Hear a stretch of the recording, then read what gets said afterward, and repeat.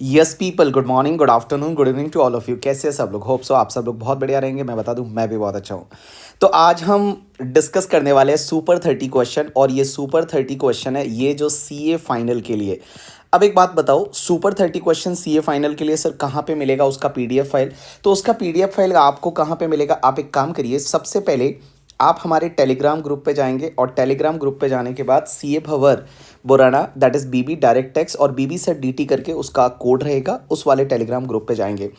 तो Telegram group पे सबसे पहले तो सर पीडीएफ फाइल कैसे ढूंढना रहता है आपको सबको पता रहेगा सबको, लेकिन एक बात बताऊं, यहाँ पे आप फाइल्स में जाएंगे तो जैसे ही आप फाइल्स पे क्लिक करेंगे तो यहाँ पे आपको मिल जाएगा CA final DT super 30 by CA भवर बोराना। ये पीडीएफ फाइल है, और इसमें ये वाले 30 क्वेश्चन है जो मैं बोल सकता हूँ सीए फाइनल डायरेक्ट टैक्स के लिए बेस्ट 30 क्वेश्चन है। एक्सपेक्टेड इसमें से काफ़ी चीज़ें कवर होने वाली है, वो आपके एग्जाम में आ सकता है। तो ये आपको वहाँ से डाउनलोड करना है। अब उसके बाद में क्वेश्चन ये आता है कि सर चलो इसको डाउनलोड कर लिया, लेकिन इसका वीडियो कहाँ पे मिलेगा? तो मैं बताऊँ, बहुत सारे क्वेश्चंस मैं ऑलरेडी इस वीडियो में कवर कर चुका हूँ। आप जाएंगे, एक चैनल है CA Bhanwar Borana on the YouTube, और उसके बाद में आप यहाँ पे वीडियो है, शॉर्ट्स है, लाइव है, लाइव वाले में जाएंगे, और लाइव वाले में जाने के बाद एक CA final DT super 30 India tour वाला वीडियो मिलेगा।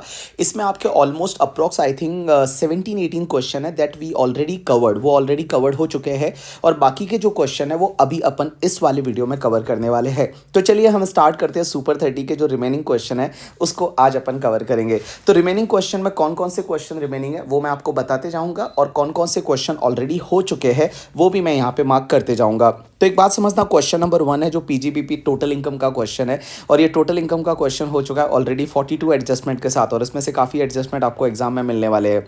तो क्वेश्चन नंबर 1 ऑलरेडी हो चुका था। उसके बाद में क्वेश्चन नंबर 2 जो था, that question number 2 is related to the question number जो 2 आपका है, दैट इज 115 BAA से, बा से रिलेटेड है, और ये क्वेश्चन भी अपना हो चुका था। उसके बाद में क्वेश्चन नंबर 3 है, वो क्वेश्चन नंबर 3 115 BAB से रिलेटेड है, ये क्वेश्चन भी अपना हो चुका है। उसके बाद में क्वेश्चन नंबर 4 है, आई थिंक वो वाला क्वेश्चन पेंडिंग है। तो चलिए अपन चलते हैं सीधा क्वेश्चन नंबर 4 पे, और क्वेश्चन नंबर 4 आपका है वो कैपिटल गेन से रिलेटेड है, स्लम सेल से रिलेटेड है। अब एक बात समझना, स्लम सेल में जैसा कि अमेंडमेंट है, और अमेंडमेंट इस साल नहीं है, लास्ट ईयर से अमेंडमेंट है, तो स्लम सेल वाला जो क्वेश्चन है वो अपन देखते हैं। स्लम सेल का मतलब क्या होता है? सेल ऑफ अंडरटेकिंग और अ सेगमेंट ऑफ अंडरटेकिंग और a unit for a lump sum consideration without assigning individual asset का वैल्यू आप अलग से असाइन नहीं करते हो, आप एक साथ में लमसम कंसिडरेशन से पूरा यूनिट बेचते हो, वहाँ पे सेक्शन 50B लगती है। स्लम सेल में टैक्सेबल होता है कैपिटल गेन। अब क्वेश्चन यहाँ पे ये आता है कि सर स्लम सेल में कैसे टैक्स लगेगा? तो स्लम सेल में सबसे पहले आपको एक काम करने का कि जो यूनिट आप बेच रहे हो ना, उस पूरे यूनिट को आप वन असेट ट्रीट कर दीजिए। जो यूनिट आप बेच रहे हो उस पूरे यूनिट को आप एक ही असेट ट्रीट करिए। लेकिन सर एक बात बताइए, यहाँ पे कैपिटल गेन कैसे कैलकुलेट करेंगे? तो देखो, कैपिटल गेन कैलकुलेट करने के लिए आपको क्या करने का, सबसे पहले फुल वैल्यू ऑफ कंसिडरेशन आप लेंगे, और फुल वैल्यू ऑफ कंसिडरेशन में आपको लेने का जो भी FMV1 आएगा एंड FMV2 आएगा, विच एवर इज हायर लेने का। अब आप मुझे पूछेंगे कि सर ये FMV1 क्या होता है? तो FMV1 क्या होता है कि जो अंडरटेकिंग या यूनिट आप ट्रांसफर कर रहे हैं, जो यूनिट आप ट्रांसफर कर रहे हैं उसका फेयर मार्केट वैल्यू निकाल दीजिए। और FMV2 क्या होता है कि जो आपको रिटर्न में कंसिडरेशन मिल रहा है उस कंसिडरेशन का फेयर मार्केट वैल्यू निकाल दीजिए, और दोनों फेयर मार्केट वैल्यू में से जो विच एवर इज हायर वाला है वो तुम्हारा फुल वैल्यू ऑफ कंसिडरेशन आ जाएगा। अब आप मुझे ये पूछेंगे कि सर एक बात बताइए, आप बोल रहे हैं कि fair market value 1 and fair market value 2 whichever is higher लेना है। फेयर मार्केट वैल्यू 1 क्या होता है कि जो अंडरटेकिंग आप ट्रांसफर कर रहे हैं उसका फेयर मार्केट वैल्यू निकालेंगे। लेकिन कैसे निकालेंगे? तो आप एक काम करिए, जो अंडरटेकिंग आप ट्रांसफर कर रहे हैं ना, उसका फेयर मार्केट वैल्यू निकालने के लिए उसका जिस दिन आप ट्रांसफर कर रहे हैं उस दिन की बैलेंस शीट लीजिए, और इस बैलेंस शीट में अगर मान लो वो तुम्हारी 9-10 असेट है जो अपन ने IFOS में कवर की थी, कौन कौन सी बोलो? Share, security, jewellery, drawing, painting, sculpture, archaeological collection, any other work of art and Boolean. इनके लिए तो आप एक काम करिए, फेयर मार्केट वैल्यू ले लीजिए। मैं share, security, jewellery, drawing, painting, sculpture, archaeological collection, any other work of art and Boolean, उसके लिए आप फेयर मार्केट वैल्यू ले लीजिए। अगर इमूवेबल प्रॉपर्टी है तो इमूवेबल प्रॉपर्टी के लिए आप स्टैम्प ड्यूटी वैल्यू ले लीजिए, और जितनी भी अदर असेट है वो अदर असेट के लिए आप बुक वैल्यू ले लीजिए। तो आप क्या करेंगे कि जो अंडरटेकिंग ट्रांसफर कर रहे हैं उसका फेयर मार्केट वैल्यू कैसे निकालेंगे? तो आप एक काम करिए कि जो share, security, jewellery, drawing, painting, sculpture, archaeological collection, any other work of art and Boolean है, उसका तो फेयर मार्केट वैल्यू ले लीजिए, आपको दे रखा होगा, और उसके साथ में जो इमूवेबल प्रॉपर्टी होती है उसका स्टैम्प ड्यूटी वैल्यू ले लीजिए करके, ठीक है। और ये तुम्हारा एफ एम वी वन हो जाएगा। अब एक बात समझना, इसमें से आप क्या करेंगे, ये असेट्स को छोड़ के बाकी वाली असेट्स का क्या करेंगे सर, तो बाकी वाली असेट्स के लिए आप बुक वैल्यू ले लीजिए और लाइबिलिटी जो भी है वो आप बुक वैल्यू पे लेस कर दीजिए, ये आपको एफ एम वी वन मिल जाएगा। एफ एम वी टू क्या होता है कि अगर आपको कंसिडरेशन जो रिटर्न में मिलता है, if you transfer the undertaking, तो आपको रिटर्न में कंसिडरेशन क्या मिल रहा है, वो एफ एम वी टू होगा। और एफ एम वी टू के लिए आपको क्या करने का, जो कंसिडरेशन मिल रहा है ना, अगर वो मॉनिटरी कंसिडरेशन मिल रहा है तो मनी ले लीजिए, अगर वो नॉन मॉनिटरी कंसिडरेशन मिल रहा है और उसके लिए ऑलरेडी रूल्स बना रखे हैं, ऑलरेडी रूल्स बना रखे हैं उसकी फेयर मार्केट वैल्यू निकालने के लिए, जैसे शेयर्स मिले आपको रिटर्न में करके, ठीक है, या फिर आपको कोई रिटर्न में अनलिस्टेड कंपनी के शेयर्स मिल गए वगैरह, तो शेयर्स वगैरह अगर आपको मिलते हैं, ज्वेलरी वगैरह मिलते हैं, तो उसकी वैल्यूएशन रूल्स ऑलरेडी दे रखे हैं, तो उसके हिसाब से फेयर मार्केट वैल्यू निकालिए। अगर आपको रिटर्न में कोई ऐसी एसेट मिलती है जिसके लिए अभी तक कोई फेयर मार्केट वैल्यू का रूल्स नहीं बना रखा, तो उसके लिए आप एक काम करिए कि जो रजिस्टर्ड वैल्यू रहता है उसके हिसाब से फेयर मार्केट वैल्यू निकाल दीजिए। और जो इमूवेबल प्रॉपर्टी रहती है, वो इमूवेबल प्रॉपर्टी के लिए आपको क्या करना है, स्टैम्प ड्यूटी वैल्यू लेना है, तो वो तुम्हारी एफ एम वी टू हो जाएगी। अब एफ एम वी टू और एफ एम वी वन में से जो विच एवर इज हायर रहेगा ना, वो आपका फुल वैल्यू ऑफ कंसिडरेशन बन जाएगा। तो देखिए एक क्वेश्चन दे रखा है, क्वेश्चन नंबर 4, और क्वेश्चन नंबर 4 पे चलेंगे सब लोग। Hari private limited had sold all its asset and liability in a slum sale on 31st March 2023 to the JJ Private Limited for a lump sum consideration। आपने lump sum consideration से बेच दिया, लेकिन आपको इसके बदले में मिला क्या। So Hari private limited receive the following consideration. एक तो मनी मिला है आपको 400 lakhs का, एक आपको हाउस प्रॉपर्टी मिला है 150 lakhs का जिसका स्टैम्प ड्यूटी वैल्यू दे रखा है, एंड बिटकॉइन आपको मिला है 30 लाख का जिसकी value based on the valuer report, and shares of BB limited आपको 70 लाख का मिला है। तो ये आपको कंसिडरेशन में इन रिटर्न मिला है। तो इसका मतलब ये बोल दूं कि इसकी अगर आप टोटल करोगे तो ये तुम्हारा फेयर मार्केट वैल्यू 2 आ जाएगा, क्योंकि ये आपको कंसिडरेशन इन रिटर्न आपको मिला है। तो इसकी टोटल कितनी होगी, तो देखिए सबसे पहले आप 400 लीजिए और 150 करिए, तो ये आपका 550 हो गया। 550 में 30 को ऐड कर दीजिए करके और 70 को ऐड कर दीजिए, तो आई थिंक यहाँ पे 650 हो जाता है। तो एफ एम वी टू कितना हुआ आपका 650 हो गया। अब आप एक काम करिए, एफ एम वी वन निकालिए। तो एफ एम वी वन निकालने के लिए आपको क्या करना पड़ेगा कि जो भी आपकी बैलेंस शीट दे रखी है, उस बैलेंस शीट में से आप एक काम करिए, सबसे पहले वो 9 असेट को ढूंढिए। वो 9 असेट कौन कौन सी, share, security, jewellery, drawing, painting, sculpture, archaeological collection, any other work of art and bullion, इसका तो ले लीजिए fair market value. Immovable property का आप जो है वो ले लीजिए आप स्टैम्प ड्यूटी वैल्यू, और बाकी जितनी भी असेट है उसको आप बुक वैल्यू पे ले लीजिए। तो चलिए अपन एफ एम वी वन निकालते हैं। तो सबसे पहले plant and machinery at W D V, तो प्लांट एंड मशीनरी का डब्ल्यू डी वी दे रखा है 250, तो अपन क्या करेंगे 250 कंसिडर करेंगे। प्लांट एंड मशीनरी है वो share, security, jewellery, drawing, painting, sculpture में नहीं आता, तो उसका बुक वैल्यू ले लीजिए।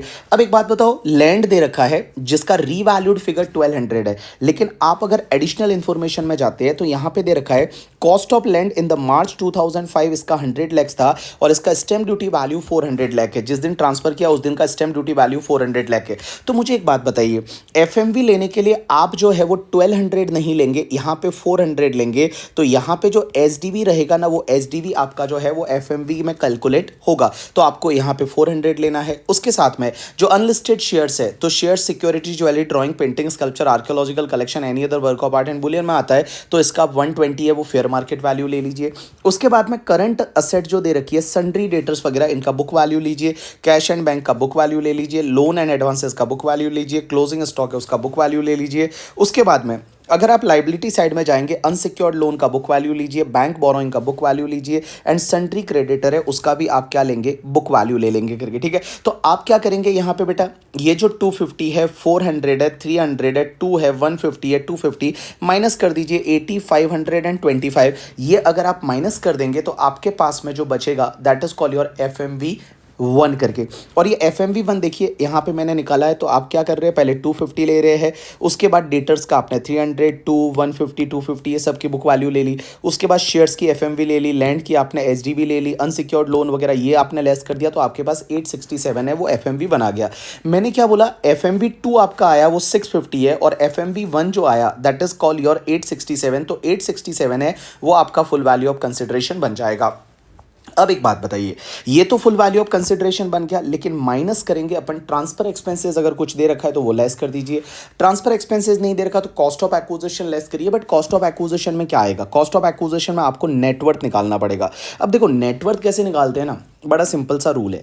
आप एक काम करिए, जिस दिन आप असेट ट्रांसफर कर रहे हैं, जिस दिन आप स्लम सेल कर रहे हैं, उस दिन क्या होगा कि जो भी आपकी डेप्रिशिएबल असेट है ना, उसका तो लेंगे WDV as per the income tax law, और अदर असेट की ले लीजिए आप बुक वैल्यू। मैंने क्या बोला, डेप्रिशिएबल असेट जो है उसके लिए ले लीजिए WDV as per income tax law, other asset के लिए लीजिए बुक वैल्यू माइनस लाइबिलिटीज को आप लेस कर दीजिए बुक वैल्यू पे। और एक और चीज समझना, यहां पे अगर कोई रीवैल्यूएशन करा रखा है तो रीवैल्यूएशन को आपको इग्नोर करना पड़ेगा।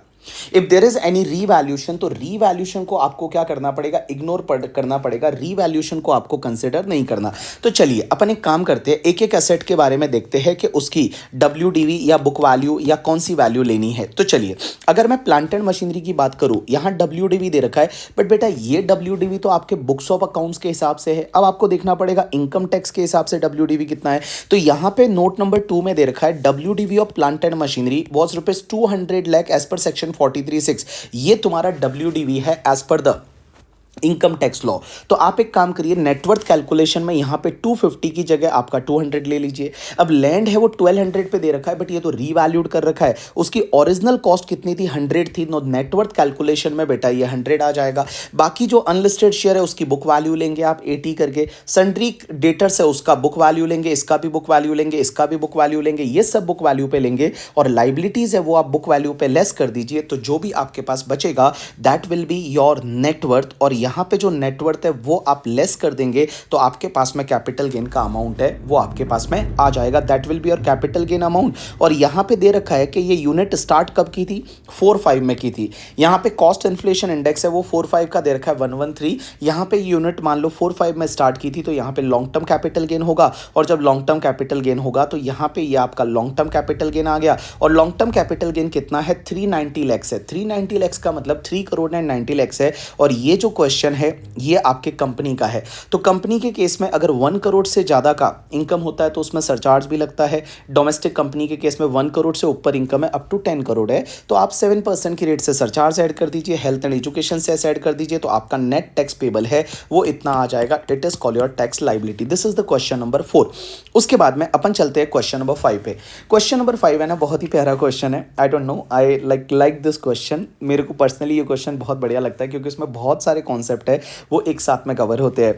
तो चलिए क्वेश्चन नंबर 5 पे चलते हैं। इस क्वेश्चन में बहुत सारे कॉन्सेप्ट कवर हो रहे हैं क्योंकि AMT आ रहा है, उसके बाद सेक्शन 115 BAC का कॉन्सेप्ट आ रहा है, SEZ 10AA आ रहा है। बहुत सारे कॉन्सेप्ट एक साथ में इस क्वेश्चन में आ रहे हैं। तो चलिए पहले मैं क्वेश्चन को रीड करूंगा और उसके बाद मैं लास्ट लाइन को रीड करूंगा और उसके बाद हम एक एक चीज़ है वो देखेंगे इस क्वेश्चन को कैसे सॉल्व करेंगे। तो देखिए, मिस्टर धीरज है, age is 48 years, a resident Indian, has furnished the following particular for the year ended 31 March 2023। तो ये क्वेश्चन एक इंडिविजुअल का है, 48 ईयर्स का एज है एंड उसने आपको इस साल से रिलेटेड कुछ इन्फॉर्मेशन दे रखी है। आपसे पूछा क्या है पहले वो देख लेते हैं।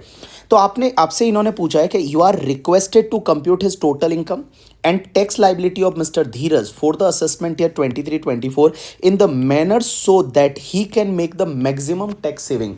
अब यहाँ पे एक बात समझना, जब भी आपको कुछ भी नहीं दे रखा, आपसे सिर्फ ये बोला है टोटल इनकम निकालना है, टैक्स लाइबिलिटी निकालना है, एंड सपोज उन्होंने ये नहीं बोला कि इग्नोर 115 BAC। अगर इग्नोर 115 BAC नहीं दे रखा है तो आपको 115 BAC को फॉलो करना है। और 115 BAC को फॉलो करते हुए पहले तो आप नॉर्मल प्रोविजन के हिसाब से टैक्स निकालिए, टोटल इनकम निकालिए, और फिर आप 115 BAC के हिसाब से टोटल इनकम निकालिए और टैक्स निकालिए, और फिर देखिए दोनों में से जो मोर बेनिफिशियल रहेगा वो एसएससी के लिए फॉलो करना है। तो चलिए हम एक काम करते हैं, पहले नॉर्मल तरीके से उसका टोटल इनकम कैलकुलेट करते हैं, टैक्स लाइबिलिटी कैलकुलेट करते हैं, और उसके बाद में हम 115 BAC पे जाएंगे। तो चलिए सबसे पहले हम एक एक हेड की इनकम देखते हैं क्या दे रखा है। चलिए सबसे पहला Point number 1, he occupy the ground floor of a residential building and has let out the first floor of the residential use at an annual rent of the 3,34,000. He has paid the municipal taxes of 30,000 for the current financial year and both this floor are of the equal size. अब एक बात समझना, इसके पास में एक house property है, जैसे suppose for an example this is the house property. अब इसने क्या किया हुआ है कि बेटा इसका एक ग्राउंड फ्लोर है और एक फर्स्ट फ्लोर है। अब ये ग्राउंड फ्लोर है और ये तुम्हारा फर्स्ट फ्लोर है, उसने ग्राउंड फ्लोर को तो खुद के लिए यूज़ कर रहा है, मीन्स वो तो एसओपी हो गया, और फर्स्ट फ्लोर है वो उसका एलओपी हो गया। अब एक बात समझना, जब भी कोई भी प्रॉपर्टी है वो पार्टली लेट आउट है और पार्टली सेल्फ ऑक्यूपाइड है, तो जो भी आपको municipal value, fair rent, standard rent, municipal taxes या इंटरेस्ट ऑन लोन दे रखा है ना, वो आपको दो पार्ट में डिवाइड करना पड़ता है। मीन्स जो एसओपी वाला पोर्शन है उसके लिए एसओपी, और जो एलओपी वाला पोर्शन है उसके लिए एलओपी। तो यहाँ पे क्या हो रहा है कि देखो, एसओपी जो है वो ग्राउंड फ्लोर है वो एसओपी है, सेल्फ ऑक्यूपाइड प्रॉपर्टी है, एंड फर्स्ट फ्लोर है वो तुम्हारा एलओपी है। तो यहाँ पे देखो, एसओपी के केस में तो हर चीज निल आती है। एसओपी के केस में जो सेल्फ ऑक्यूपाइड प्रॉपर्टी है ना, उसके केस में सिर्फ एक ही चीज लेस होती है, that is the interest on loan.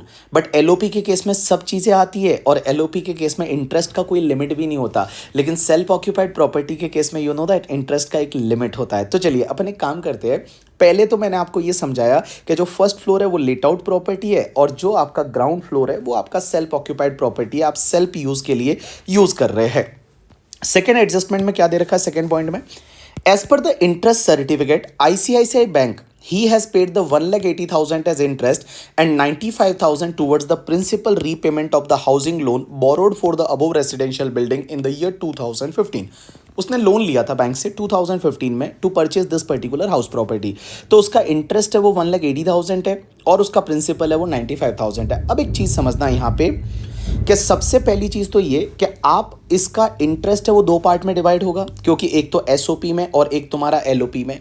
अब आप हाउस प्रॉपर्टी का इनकम कैसे निकालोगे, तो हाउस प्रॉपर्टी का इनकम निकालने के लिए अगर मैं सेल्फ ऑक्यूपाइड प्रॉपर्टी की बात करूं, तो सेल्फ ऑक्यूपाइड प्रॉपर्टी में कुछ भी चीज़ें लेस नहीं होती, सिर्फ एक चीज़ आती है, that is interest on loan. और इंटरेस्ट ऑन लोन कितना हो जाएगा, तो सेल्फ ऑक्यूपाइड का इंटरेस्ट ऑन लोन है वो आपका 90,000 हो जाएगा। तो 90,000 आप नेगेटिव में ले लेंगे, तो एसओपी की इनकम है वो आपकी 90,000 नेगेटिव हो जाएगी। तो देखिए, अगर मैं बात करूं यहाँ पे सेल्फ ऑक्यूपाइड पोर्शन जो ग्राउंड फ्लोर है उसका इनकम कितना आएगा, तो एनुअल वैल्यू उसका निल लेना है, सिर्फ इंटरेस्ट ऑन हाउसिंग लोन है वो 90,000 अलाउ होगा। तो यहाँ पे बेटा 90,000 का नेगेटिव इनकम आ जाएगा सेल्फ ऑक्यूपाइड प्रॉपर्टी का। But when it's comes to the let out property, तो लेट आउट प्रॉपर्टी के लिए बेटा इन्होंने यहाँ पे एनुअल रेंट दे रखा है, दैट इज द 3,34,000। तो 3,34,000 है वो आपका रेंट हो जाएगा, एक्चुअल रेंट। इसी को अपन ग्रॉस एनुअल वैल्यू बना देंगे, और उसमें से म्युनिसिपल टैक्सेस पे किया है वो लेस होगा। अब एक बात बताऊं, म्युनिसिपल टैक्सेस उसने 30,000 पे किया है पूरे घर का। तो मैं बताऊं लेट आउट पोर्शन का ओनली 15,000 होगा। तो आप एक काम करिए, सबसे पहले 3,34,000 ले लीजिए, उसमें से म्युनिसिपल टैक्सेस 15,000 आप लेस कर दीजिए, ये आपका नेट एनुअल वैल्यू आ गया। अब एक बात बताओ, ये जो नेट एनुअल वैल्यू होता है ना, इसमें से दो चीज़ें लेस होती है, एक तो इंटरेस्ट ऑन लोन, और इंटरेस्ट ऑन लोन आपका 90,000 है, और बेटा दूसरा 30% ऑफ द स्टैंडर्ड डिडक्शन, ये दोनों चीज़ें हैं वो आपकी लेस हो जाएगी। तो यहाँ पे आपके पास में बचेगा 1,33,300 है, ये आपका लेट आउट पोर्शन है, उसका इनकम फ्रॉम हाउस प्रॉपर्टी है। अब एक बात बताओ, जो तुम्हारा सेल्फ ऑक्यूपाइड प्रॉपर्टी का जो लॉस है वो आपके लेट आउट प्रॉपर्टी की इनकम से सेटअप हो जाएगा, और सेटअप होने के बाद नेट हाउस प्रॉपर्टी का इनकम आपका 43,300 है वो आ जाएगा। सो 43,300 is your income from house property. चलिए उसके बाद में एक और चीज समझना, जो ये 95,000 है ना हाउस प्रॉपर्टी का लोन का प्रिंसिपल पेमेंट, तो प्रिंसिपल पेमेंट का आपको याद रहेगा, तो इसका डिडक्शन आपको 80C में मिलता है। तो 95,000 का डिडक्शन है वो आप 80C में ले सकते हैं। तो अगर आप क्वेश्चन में जाके देखेंगे तो देखिए, ये repayment of the principal amount of the housing loan है, यहाँ पे 95,000 का मैंने 80C में डिडक्शन लिया है।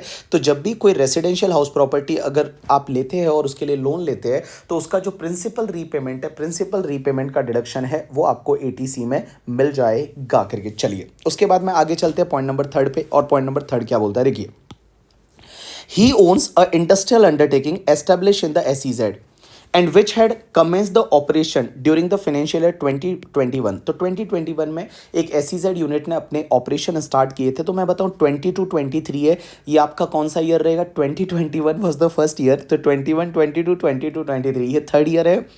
The total turnover of the undertaking is 400 lakh, which include the 120 lakh from the export turnover. This industrial undertaking fulfill all the condition of section 10AA of the Income Tax Act 1961 and profit from the industry is 45 lakh। तो एक बात बताओ, पहले तो ये 45 lakh है, ये आप PGBP में टैक्सेबल करो, और उसके बाद में आपको डिडक्शन मिलेगा। डिडक्शन कितना मिलेगा, एक्सपोर्ट प्रॉफिट का 100%। तो पहले एक्सपोर्ट प्रॉफिट कैसे निकालोगे, तो आप एक काम करिए ना, 45 lakh multiply by 120 divide by 400 करेंगे, तो ये आपका एक्सपोर्ट प्रॉफिट आ जाएगा और एक्सपोर्ट प्रॉफिट का 100% आपको डिडक्शन मिलेगा। तो सबसे पहले तो एक काम करिए, आपका देखिए पीजीबीपी का इनकम एसईजेड यूनिट का आपका 45 लाख आ गया।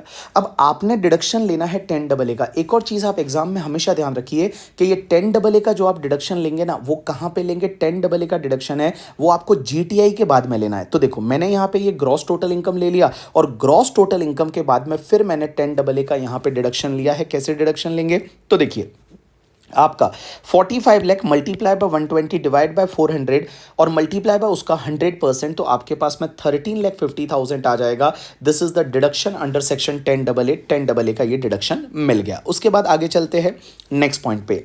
ही employed the 20 new employ for that industrial undertaking during the previous year 22-23। Out of 20 employed, 12 were employed on the 1st May 2022 on the monthly emoluments of 18,000 and remaining were employed on the 1st August 2022 on the monthly emoluments of the 12,000.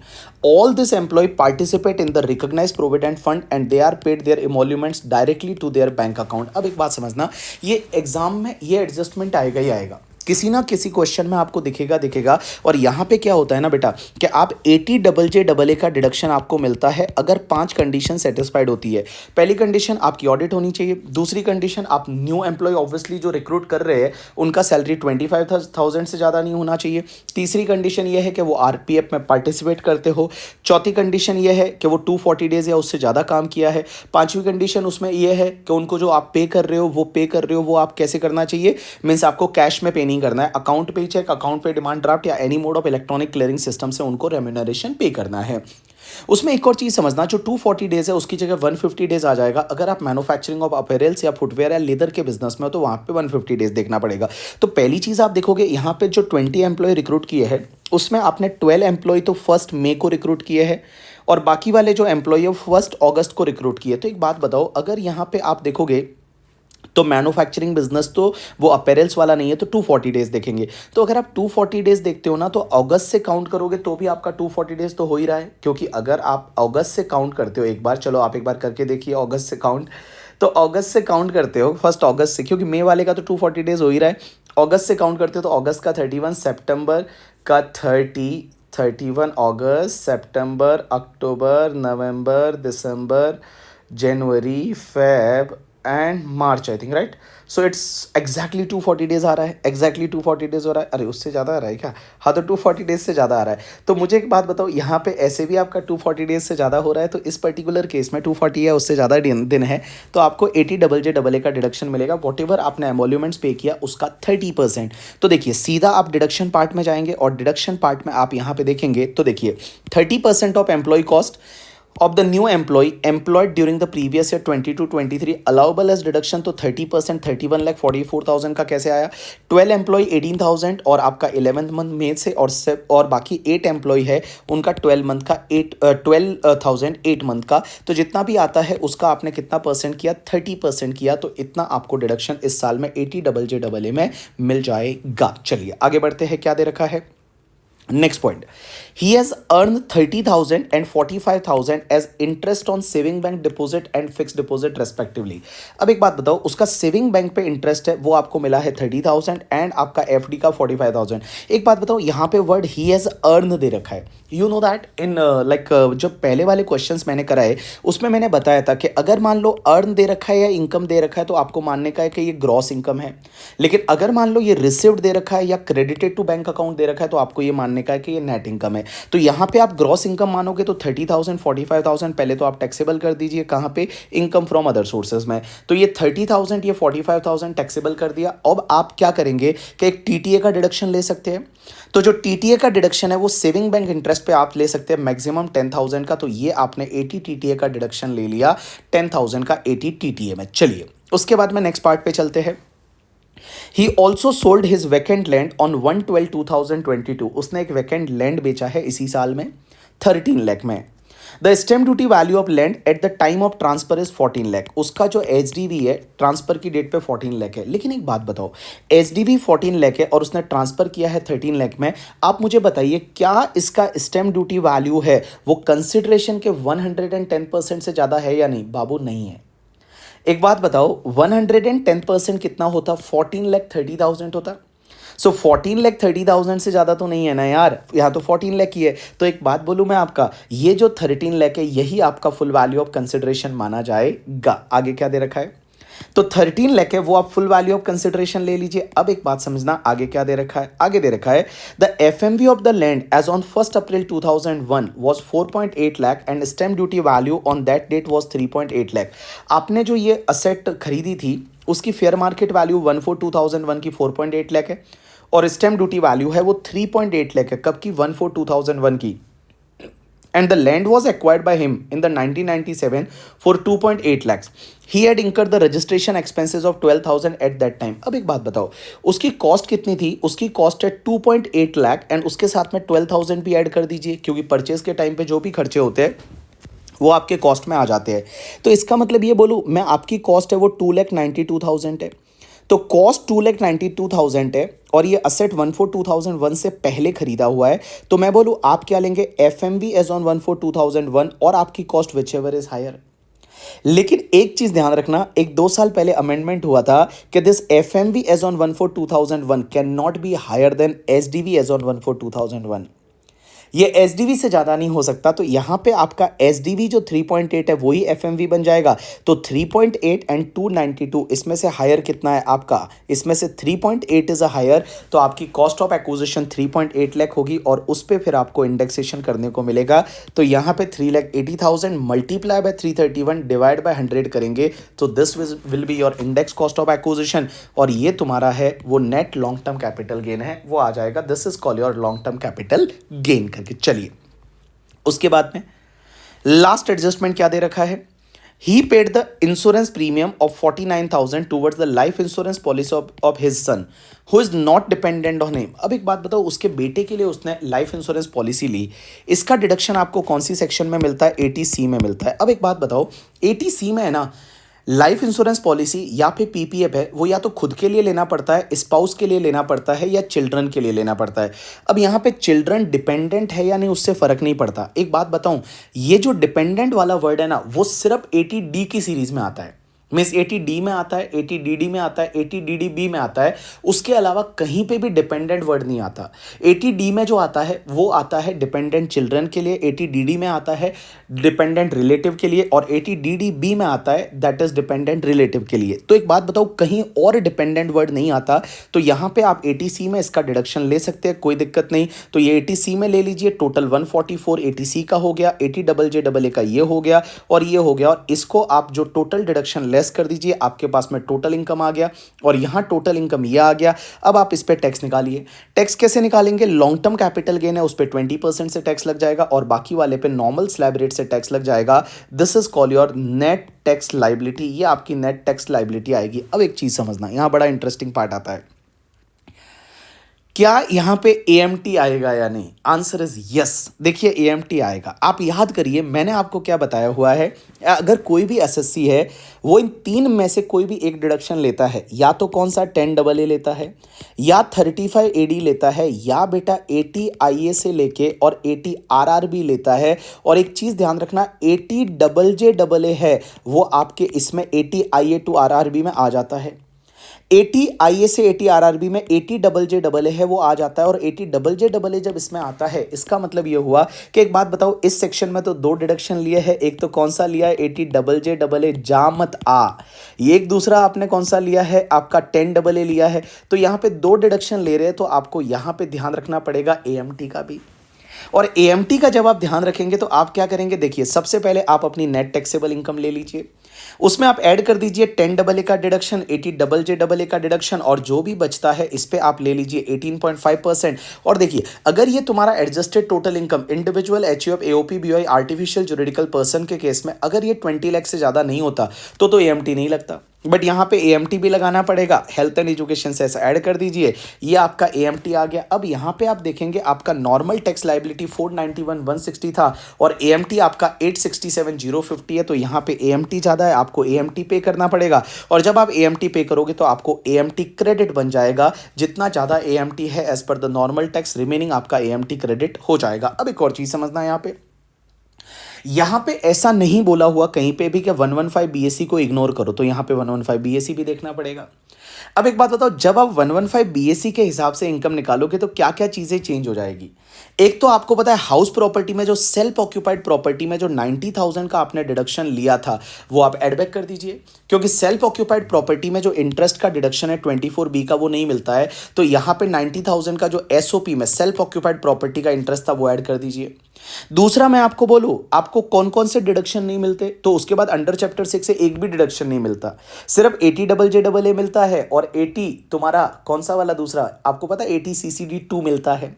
तो यहां पे मैंने gross total income जो normal rate से निकाली थी normal case में वो ले लिया। उसमें क्या किया मैंने, जो आपका 90,000 का हाउस प्रॉपर्टी में सेल्फ ऑक्यूपाइड प्रॉपर्टी का जो लॉस था वो मैंने एड बैक कर दिया। ये मेरा ग्रॉस टोटल इनकम हो गया, इसमें से कोई भी डिडक्शन नहीं मिलेगा, बट 80JJAA तो मिलेगा ना, तो 80JJAA ले लिया। और बेटा यहाँ पे 10AA का वगैरह कोई डिडक्शन नहीं मिलेगा, यहाँ पे आपका 80C वगैरह नहीं मिलेगा, 80TTA नहीं मिलेगा, ये कोई भी डिडक्शन नहीं मिलेगा। और ये आपका आ गया नेट टैक्सेबल इनकम। और इस नेट टैक्सेबल इनकम पे फिर आपके पास में जो 6 स्लैब रेट होती है 5%, 10%, 15%, 20%, 25%, 30%, उससे आप टैक्स निकाल दीजिए। और अब आप देखिए कि आपका यहाँ पे नेट टैक्स पेबल कितना आता है। और अब आप बताइए कि यहाँ पे क्या उसको नॉर्मल हिसाब से जाना चाहिए या फिर उसको क्या बोलते हैं 115 बीएससी के हिसाब से जाना चाहिए, जो उसके लिए मोर बेनिफिशियल है वो वाला बेनिफिट उसको दे दीजिए। अब एक चीज़ समझना, अगर कोई भी एसएससी है ना, ये आप कान खोल के सुन लीजिए ला, अगर कोई भी एसएससी 115 बा फॉलो करता है, 115 बेब फॉलो करता है, 115 बैक फॉलो करता है या 115 बैड फॉलो करता है, अगर ये सेक्शन में से कोई भी सेक्शन फॉलो करता है ना, तो उसमें बेटा एएमटी या मैट नहीं लगता। तो यहाँ पे एएमटी या मैट नहीं लगेगा अगर ये नई सेक्शन फॉलो करता है। तो आप एक काम करिए, मैं आपको 2 मिनट का टाइम देता हूँ और 2 मिनट के अंदर अंदर आप चेक कर लीजिए इस क्वेश्चन को, और एक बार आप जो है इसके आंसर देख लीजिए, कहीं पे कोई गलती तो नहीं है ना, चेक कर लीजिए एक बार आप।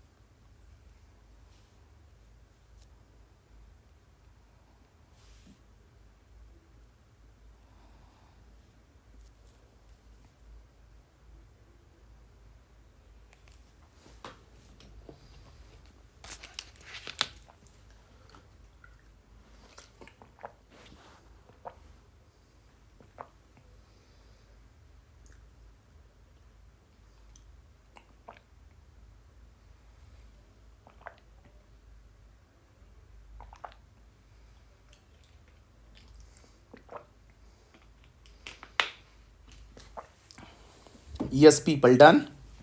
चलिए, उसके बाद में क्वेश्चन नंबर 6 भी ऑलरेडी डन, हम ऑलरेडी कर चुके हैं। उस वाले पार्ट में आप देखोगे, आपको चेक करोगे आपको मिल जाएगा। क्वेश्चन नंबर 7 है वो हम ऑलरेडी कर चुके हैं पहले। उसके बाद में आप 7 के बाद में देखेंगे तो क्वेश्चन नंबर 8 है वो हम ऑलरेडी कर चुके हैं। क्वेश्चन नंबर 9 जो है वो मैंने उसमें कराया नहीं था, बट मैंने आपको हिंट दिया था। तो ये सिमिलर क्वेश्चन आपके कंपाइलर में है, आप इजीली देखेंगे तो आपसे ये इजीली हो जाएगा। क्वेश्चन नंबर 9 में कोई दिक्कत नहीं है। क्वेश्चन नंबर 10 है वो हम ऑलरेडी कर चुके हैं, तो जो क्वेश्चन नंबर 10 है वो भी हमारा हो चुका है। क्वेश्चन नंबर 10 के बाद में आप देखेंगे तो क्वेश्चन नंबर 11 बिजनेस ट्रस्ट से रिलेटेड है, we already done that question. Question number 12 हम ऑलरेडी कर चुके हैं। क्वेश्चन नंबर 13 है वो हम ऑलरेडी कर चुके हैं। क्वेश्चन नंबर 13 के बाद क्वेश्चन नंबर 14 है वो ऑलरेडी कर चुके हैं। क्वेश्चन नंबर 14 के बाद में अगर मैं क्वेश्चन नंबर 15 की बात करूँ तो देखो क्वेश्चन नंबर 15 है ना, ये तो सेम क्वेश्चन है जैसा आपके कंपाइलर में दे रखा है। तो आपके कंपाइलर में जो क्वेश्चन दे रखा है ना वो same question as it is question ये वाला क्वेश्चन है, बड़ा सिंपल सा क्वेश्चन है। देखिए क्या दे रखा है, Lords Inc., a British company, received in previous year 22-23 income by way of fees for technical service of rupees 3.2 crore from Yamuna Limited, a Indian company, in pursuance of an agreement between Yamuna Limited and Lords Inc. entered into the year 2012, which is approved by the central government and expenses incur earning such income is 28 lakh. आपसे पूछा क्या है? Examine the taxability of above sum in hands of the Lords Inc. as per the provision of the Income Tax Act 1961 and the requirement, if any, to file the return of income assuming that the Lords Inc. does not have a permanent establishment in India. अब एक चीज समझना, एक section हुआ करती है आपके non resident taxation में, दैट इज 115A, और 115A क्या बोलती है कि अगर किसी भी नॉन रेजिडेंट को या फॉरेन कंपनी को इंडिया से कोई भी रॉयल्टी मिलता है या फिर एफटीएस मिलता है, और अगर इस नॉन रेजिडेंट फॉरेन कंपनी का इंडिया में पी नहीं है, इंडिया में परमानेंट एस्टेब्लिशमेंट नहीं है, परमानेंट एस्टेब्लिशमेंट नहीं है और रॉयल्टी और एफटीएस मिलता है और गवर्नमेंट ने उस अग्रीमेंट को अप्रूव किया है, तो वो रॉयल्टी एफटीएस है वो टैक्सेबल हो जाता है 10% की रेट से।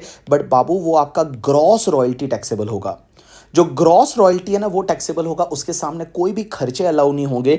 10% है वो ग्रॉस रॉयल्टी टैक्सेबल हो जाएगा। अब एक और चीज समझना, अगर आपकी सिर्फ रॉयल्टी एफटीएस की इनकम है या फिर इंटरेस्ट डिविडेंड है और अगर उस पर टीडीएस कट चुका है, तो सेक्शन 115A ये बोलती है कि आपको इंडिया में फिर अपना रिटर्न फाइल करने की जरूरत नहीं है। There is no need to file the return. तो पहले का आंसर तो क्या होगा कि एक बात बताइए, यहाँ पे गवर्नमेंट ने अग्रीमेंट अप्रूव किया है और उसको जो है लॉर्ड्स आईएनसी को यहाँ से 3.2 करोड़ का रॉयल्टी मिल रहा है, 28 लाख का एक्सपेंडिचर है, एक्सपेंडिचर अलाउ नहीं होगा, एंड 3.2 करोड़ है, ये ग्रॉस बेसिस 10% से टैक्सेबल हो जाएगा अंडर सेक्शन 115A। 115A में ये टैक्सेबल हो जाएगा। तो आप यहाँ पे आंसर में जाके जब देखेंगे तो यहाँ पे दे रखा है कि it is taxable at the rate 10% से टैक्सेबल होगा। यहाँ सरचार्ज भी लगेगा क्योंकि जो रॉयल्टी मिल रहा है वो 1 करोड़ से ज़्यादा है, और फॉरेन कंपनी के केस में अगर 1 करोड़ से ज़्यादा रॉयल्टी होता है या कोई भी इनकम होता है तो उस पर 2% सरचार्ज आता है, 4% हेल्थ एंड एजुकेशन सेस आता है। तो यहाँ पे बेटा ये टैक्सेबल हो जाएगा eight the rate 10% plus 2% plus 4%। यहाँ पे टीडीएस भी काटा जाएगा, आंसर इज यस, टीडीएस भी काटा जाएगा, और टीडीएस जो काटना पड़ेगा वो कौन सी रेट से काटना पड़ेगा, दैट इज द 10.608% है, उस रेट से टीडीएस है वो टीडीएस कटेगा। टीडीएस कैसे लिया है अपन ने कैसे लिया है कि बेटा 10% है, फिर सरचार्ज, फिर हेल्थ एंड एजुकेशन सेस। और एक और चीज़ समझना, यहाँ पे सिर्फ आपकी ये रॉयल्टी की इनकम है, तो उस पर्टिकुलर केस में आपको कोई भी अपना इनकम टैक्स रिटर्न फाइल करने की जरूरत नहीं है। There is no need to file the return. आपको इनकम टैक्स रिटर्न है वो फाइल करने की जरूरत नहीं अगर आपका टीडीएस ऑलरेडी डिडक्ट हो चुका है तो। चलिए उसके बाद दूसरा क्वेश्चन क्या पूछा है इन्होंने कि suppose if Lords INC has a permanent establishment in India and the contract agreement with the Yamuna Limited for rendering the technical service is effectively connected with such PE in India, examine the taxability based on the following detail provided for the related to the previous year 22-23। अगर एक बात बताओ, Lords INC का अगर India में PE है तो क्या होगा। अब एक चीज समझना, अगर मान लो इंडिया में लॉर्ड्स आईएनसी का पीई है, परमानेंट एस्टेब्लिशमेंट है, तो एक सेक्शन हुआ करती है 44DA करके, और 44DA क्या बोलता है कि अगर कोई भी नॉन रेजिडेंट है या फॉरेन कंपनी है उसका इंडिया में पीई है, तो आपको क्या करना पड़ेगा ना, वो पीई का इंडिया में पीएनडल बनाना पड़ेगा और पीई का प्रॉफिट एंड लॉस अकाउंट बनाना पड़ेगा। उसकी बाय साइड में जो रॉयल्टी एफटीएस वगैरह रहेगा वो क्रेडिट साइड में जाएगा, और डेबिट साइड में आपके उसके एक्सपेंडिचर जो भी है वो अलाउ हो जाएंगे, और जो भी नेट प्रॉफिट बचेगा उस नेट प्रॉफिट पे फिर नॉर्मल रेट से टैक्स लगेगा। यहां पे फिर 10% का टैक्स रेट का बेनिफिट नहीं मिलेगा, नॉर्मल रेट से टैक्स लगेगा, ऐसा सेक्शन 44DA बोलती है। अब आप मुझे बोलेंगे नॉर्मल रेट का मतलब क्या, तो जैसे फॉरेन कंपनी के लिए नॉर्मल रेट है वो 40% होगी, तो 40% से टैक्स लग जाएगा करके, ठीक है। अगर मान लो ये अदर देन फॉरेन कंपनी होता तो उस पर्टिकुलर केस में स्लैब रेट से टैक्स लगता, अगर इंडिविजुअल एचयूएफ वगैरह होता तो उस पर है वो आपका स्लैब रेट से टैक्स लगता, तो इस पर नॉर्मल रेट से टैक्स लग जाएगा। अब आप बोल रहे हो सर कि यहाँ पे क्रेडिट साइड में इनकम ले लीजिए, डेबिट साइड में एक्सपेंडिचर ले लीजिए। देखो क्या सब एक्सपेंडिचर अलाउ होंगे, एक बात बताओ, ऑल एक्सपेंडिचर अलाउ होते हैं लेकिन 2 एक्सपेंडिचर अलाउ नहीं होंगे। कौन कौन से, एक तो एक चीज ध्यान रखना कि अगर मान लो ये परमानेंट एस्टेब्लिशमेंट से रिलेटेड कोई खर्चा नहीं है, means any expenditure which is not related to this P in India, अगर कोई इंडिया में जो पी है उससे रिलेटेड एक्सपेंडिचर है, मीन्स होली एंड एक्सक्लूसिवली उस पी से रिलेटेड है, वो एक्सपेंडिचर ही डेबिट में आएंगे। अगर कोई एक्सपेंडिचर पी से रिलेटेड नहीं है तो वो डेबिट में नहीं आएगा। और दूसरी चीज ध्यान रखना, अगर इस पीई ने किसी दूसरी पीई को कोई एक्सपेंडिचर पे किया है या हेड ऑफिस को कोई एक्सपेंडिचर पे किया है जो उसका एक्चुअल एक्सपेंडिचर नहीं है, और अगर इसने इसको पे किया है तो वो सब अलाउ नहीं होगा। इसका मतलब क्या हुआ, एक बात समझना, मैं वापस बोल रहा हूं कि ये जो पीई है, इस पीई ने जो अपने हेड ऑफिस को कोई खर्चे पे किए हैं या फिर मान लो दूसरी पीई को खर्चे पे किए हैं, वो अलाउ नहीं होते, वो अलाउ नहीं होंगे। बाकी वाले कोई भी खर्चे जो है, जो इंडिया की पीई से रिलेटेड खर्चे हैं, वो सब यहां पे अलाउ हो जाएंगे। तो देखिए इस क्वेश्चन में क्या दे रखा है, अगर इंडिया में पीई है तो आप क्या करेंगे, जो fees for technical service received from Yamuna limited है, ये पीएनडल के क्रेडिट में जाएगा। एक्सपेंडिचर इंकर फॉर अर्निंग सच इनकम है, ये पीएनडल के डेबिट में जाएगा। Fees for technical service received from other Indian companies in pursuance of approved agreement entered between so and so time, ये भी पीएनडल के क्रेडिट में जाएगा। इससे रिलेटेड जो खर्चे हैं 21 लाख के, ये पीएनडल के डेबिट में जाएंगे। Expenditure not wholly and exclusively incurred for the purpose of such PE, अगर पीई से रिलेटेड खर्चा नहीं है तो ये वाला खर्चा है, ये आपके पीएनडल के डेबिट में नहीं जाएगा। This expenditure is not allowed, ये पीएनडल के डेबिट में नहीं जाएगा। और amount paid by PE to HO, अगर पीई ने एचओ को अगर कोई भी अमाउंट पे किया है, not being in the nature of reimbursement of actual expenditure, अगर मान लो ये एक्चुअल खर्चा हुआ होता और उसका अगर रीएम्बर्समेंट होता तो चलता, बट ये बाकी वाला अगर खर्चा है, जैसे बहुत बार क्या होता है पीई अपने एचओ को कोई खर्चे पे करती है, तो वो सब अलाउ नहीं होंगे, तो ये भी अलाउ नहीं होगा। और आप क्या करेंगे, देखिए ये वाला क्रेडिट में जाएगा, ये वाला क्रेडिट में जाएगा, ये वाले दो एक्सपेंडिचर है वो डेबिट में जाएंगे। जो आपका नेट इनकम आएगा उस पर नॉर्मल रेट से टैक्स लग जाएगा अंडर सेक्शन 44 डीए करके चेक कर लीजिए आप इसका आंसर। सेम ऐसा का ऐसा क्वेश्चन आपके कंपाइलर में भी दे रखा है। चलिए उसके बाद में नेक्स्ट क्वेश्चन पे चलते हैं, that is the question number 16। और क्वेश्चन नंबर 16 है वो नॉन रेजिडेंट टैक्सेशन से, ये क्वेश्चन पोएम से रिलेटेड है। पोएम का मतलब होता है place of effective management and control. अब एक बात समझना, नॉर्मली क्या होता है, जो इंडियन कंपनी है ना वो तो हमेशा रेजिडेंट मानी जाती है, लेकिन फॉरेन कंपनी है वो इंडिया की रेजिडेंट तभी बनती है अगर फॉरेन कंपनी का पोयम इंडिया में है। क्या है, पोयम जो है वो इंडिया में है। लेकिन पोयम इंडिया में है या नहीं वो कैसे पता चलेगा, तो उसके लिए एक सीबीडीटी की गाइडलाइंस है और आपको गाइडलाइंस को फॉलो करना पड़ेगा, जिसको हम पोयम गाइडलाइंस बोलते हैं। अगर वो पोयम गाइडलाइंस को जब आप फॉलो करते हो तब आपको पता चलेगा कि भैया यहाँ पे जो है वो इंडिया में पोयम है या नहीं है। अब एक बात समझना, पोयम गाइडलाइंस क्या है, कैसे है, वो मैं आपको समझाने की कोशिश करता हूँ। तो सबसे पहले आप एक चीज़ समझिए, अगर कोई फॉरेन कंपनी है और फॉरेन कंपनी, अगर कोई फॉरेन कंपनी है, ध्यान देना मेरे वर्ड्स पे, और फॉरेन कंपनी के केस में अगर दो चीज़ें सेटिस्फाइड हो गई, एक तो उसका एबीओआई टेस्ट फुलफिल हो गया, एबीओआई टेस्ट का मतलब होता है active business outside India, and दूसरा अगर उसकी majority of board of director का मीटिंग्स जो है वो आउटसाइड इंडिया हुआ है, तो उस केस में ये माना जाएगा कि उसका पोयम इंडिया के बाहर है और वो इंडिया के लिए नॉन रेजिडेंट है। मैंने क्या बोला, देखिए फॉरेन कंपनी के लिए अगर दो चीज़ें, दो कंडीशन सेटिस्फाइड हो गई, पहला तो अगर उसका एबीओआई टेस्ट फुलफिल हो गया, एबीओआई का मतलब होता है एक्टिव बिजनेस आउटसाइड इंडिया, और दूसरा है कि अगर मेजोरिटी बोर्ड मीटिंग इंडिया के बाहर है तो उसका ये माना जाएगा उसका पोयम इंडिया के बाहर है। अब आप बोलोगे एबीओआई टेस्ट फुलफिल कब माना जाता है, तो देखो एबीओआई टेस्ट फुलफिल कब माना जाएगा, जब चार कंडीशन सेटिस्फाइड होनी चाहिए। पहली कंडीशन तो यह है कि उस कंपनी का जो पैसिव इनकम है ना, that should not be more than 50% of the total income. Means उस कंपनी का passive income should be restricted to the 50% of total income, it should not be more than 50% of total income. In simple word बोलूँ तो total income में passive income 50% से ज़्यादा नहीं होना चाहिए। दूसरी कंडीशन, उसका लेस देन 50% असेट इंडिया में सिचुएटेड होना चाहिए, उसका less than 50% number of employ है वो इंडिया में होने चाहिए और रेजिडेंट होने चाहिए, और बेटा जो इंडिया में एम्प्लॉय है उनका जो पेरोल एक्सपेंडिचर है उसका टोटल पेरोल एक्सपेंडिचर का लेस देन 50% होना चाहिए। अगर ये चारों कंडीशन सेटिस्फाइड हो जाती है तो ये माना जाएगा कि उस कंपनी का एबीओआई टेस्ट फुलफिल हो गया, active business outside India test. अब एक बात बताओ, वापस बोल रहा हूँ, एबीओआई टेस्ट कब फुलफिल होता है, जब चार कंडीशन सेटिस्फाइड होती है। पहली कंडीशन ये है कि passive income should be up to 50% of total income. In simple word I can say that passive income should not be more than 50% of the total income. दूसरी कंडीशन ये है, अब आप बोलोगे पैसिव इनकम बोलते किसको है, तो देखो पैसिव इनकम का मतलब क्या होता है कि अगर मान लो या तो आपका परचेज एंड सेल्स दोनों एसोसिएट एंटरप्राइज को है, मीन्स जो आपने परचेज किया एंड सेल किया, अगर वो दोनों एसोसिएट एंटरप्राइज को है तो वो पैसिव इनकम माना जाता है। मतलब परचेज एंड सेल्स है, मतलब परचेज भी आपने एसोसिएट एंटरप्राइज को किया और सेल भी आपने एसोसिएट एंटरप्राइज को किया, तो वो तुम्हारा वो इनकम जो होगा वो पैसिव इनकम माना जाएगा। या फिर तुम्हारा जो कैपिटल गेन का इनकम है वो पैसिव इनकम माना जाएगा। उसके बाद में जो इंटरेस्ट का इनकम है या फिर डिविडेंड का इनकम है वो तुम्हारा पैसिव इनकम माना जाएगा। तो जो कैपिटल गेन का इनकम है, इंटरेस्ट का इनकम है, डिविडेंड का इनकम है, वो पैसिव इनकम माना जाएगा। लेकिन अगर आपका मान लो लेंडिंग का बिजनेस है तो इंटरेस्ट का इनकम है वो तुम्हारा एक्टिव इनकम हो जाएगा। तो पहली कंडीशन एबीओई टेस्ट की क्या है, आपका passive income should not be more than 50% of total income. जितनी भी आपकी टोटल असेट है उस फॉरेन कंपनी की, उसमें से लेस देन 50% असेट इंडिया में होनी चाहिए। जितने टोटल एम्प्लॉय है उसमें लेस देन 50% एम्प्लॉय है वो इंडिया में होने चाहिए। और जो इंडिया में एम्प्लॉय है उनके लिए जो पेरोल का खर्चा है वो टोटल पेरोल खर्चे का 50% से कम होना चाहिए। तो उस पर्टिकुलर केस में वो एबीओई टेस्ट फुलफिल हो जाएगा। और अगर मान लो मेजोरिटी बोर्ड मीटिंग इंडिया के बाहर होती है तो उस कंपनी का पोयम है वो ये माना जाएगा इंडिया के बाहर है और वो इंडिया के लिए नॉन रेजिडेंट बन जाएगी। तो देखिए एक क्वेश्चन दे रखा है, बहुत ही प्यारा क्वेश्चन है। ABC Limited, a software giant in India, set up a 100% subsidiary company by name of the SHD INC in the Switzerland on the 1st April 2022। तो एक कंपनी है SHD INC in the Switzerland।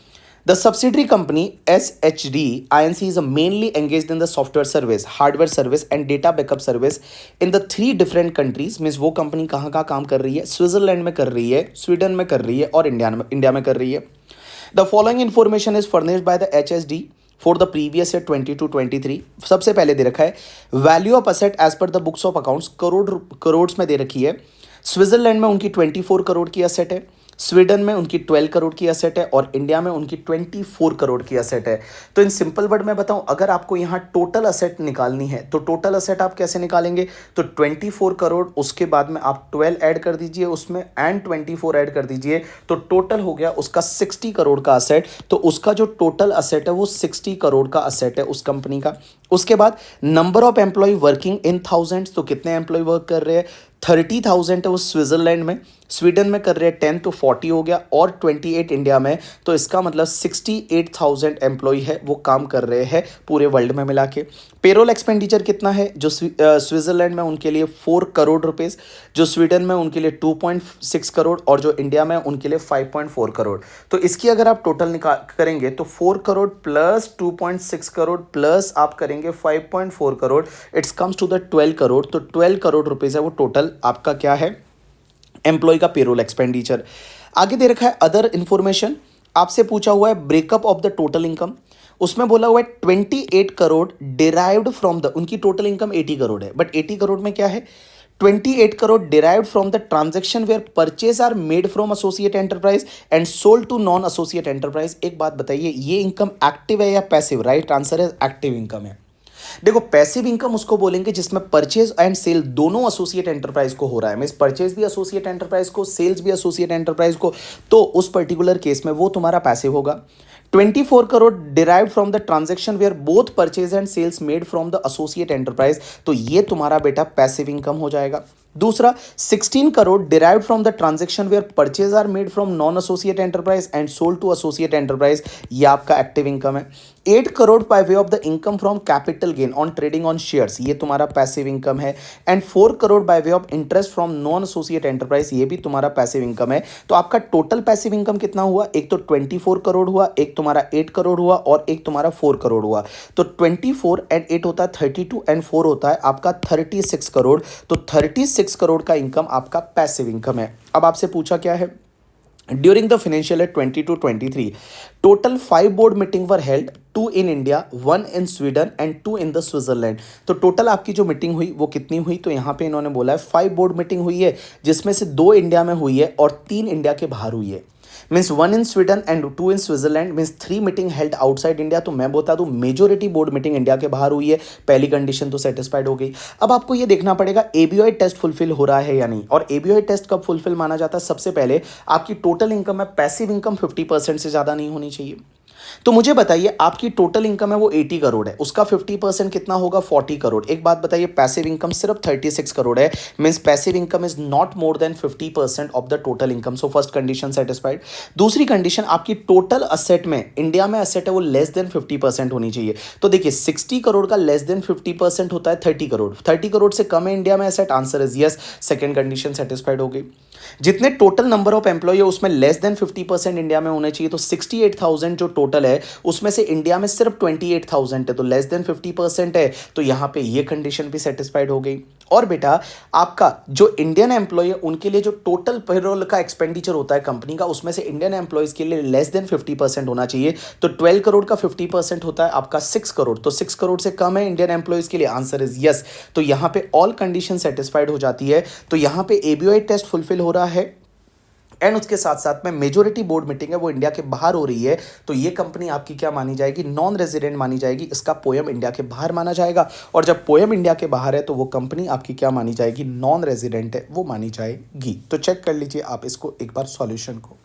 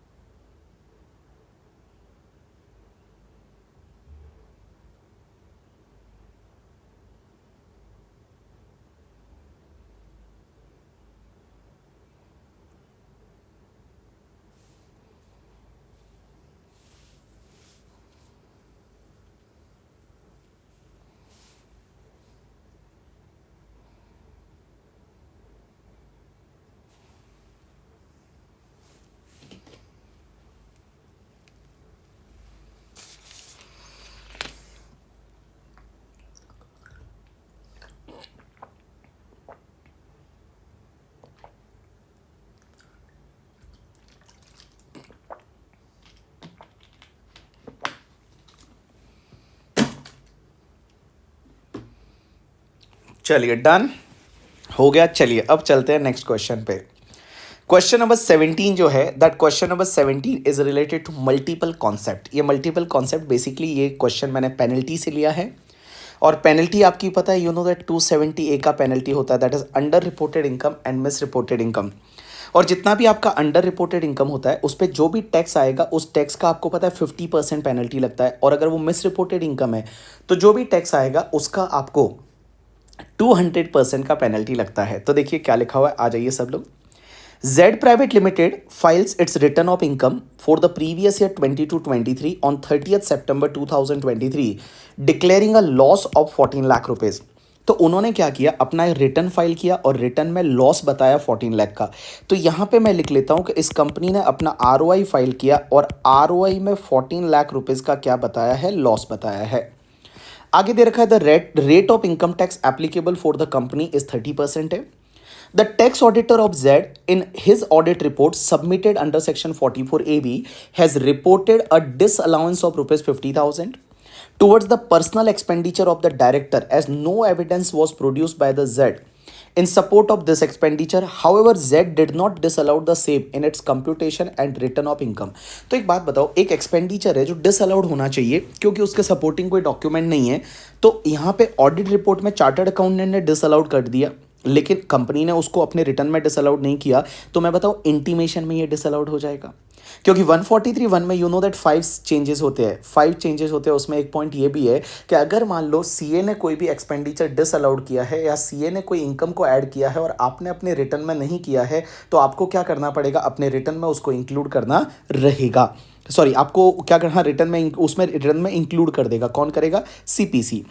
आगे दे रखा है the return of income was processed by the central processing center, making an addition of the 50,000 towards the personal expenditure, and the loss under section 143(1) was computed as 13,50,000। तो एक बात बताओ, जब आपका 143(1) में प्रोसेसिंग हुआ और उसमें आपका लॉस है वो 13,50,000 हो गया, बिकॉज 50,000 का जो भी आपका एक्सपेंडिचर था वो डिसअलाउड हो गया। तो एक्सपेंडिचर डिसअलाउड होगा तो लॉस कम हो जाएगा आपका। अब आगे क्या हुआ, the return of income was selected for the scrutiny assessment by the order pass under section 143(3) में स्क्रूटनी हुआ।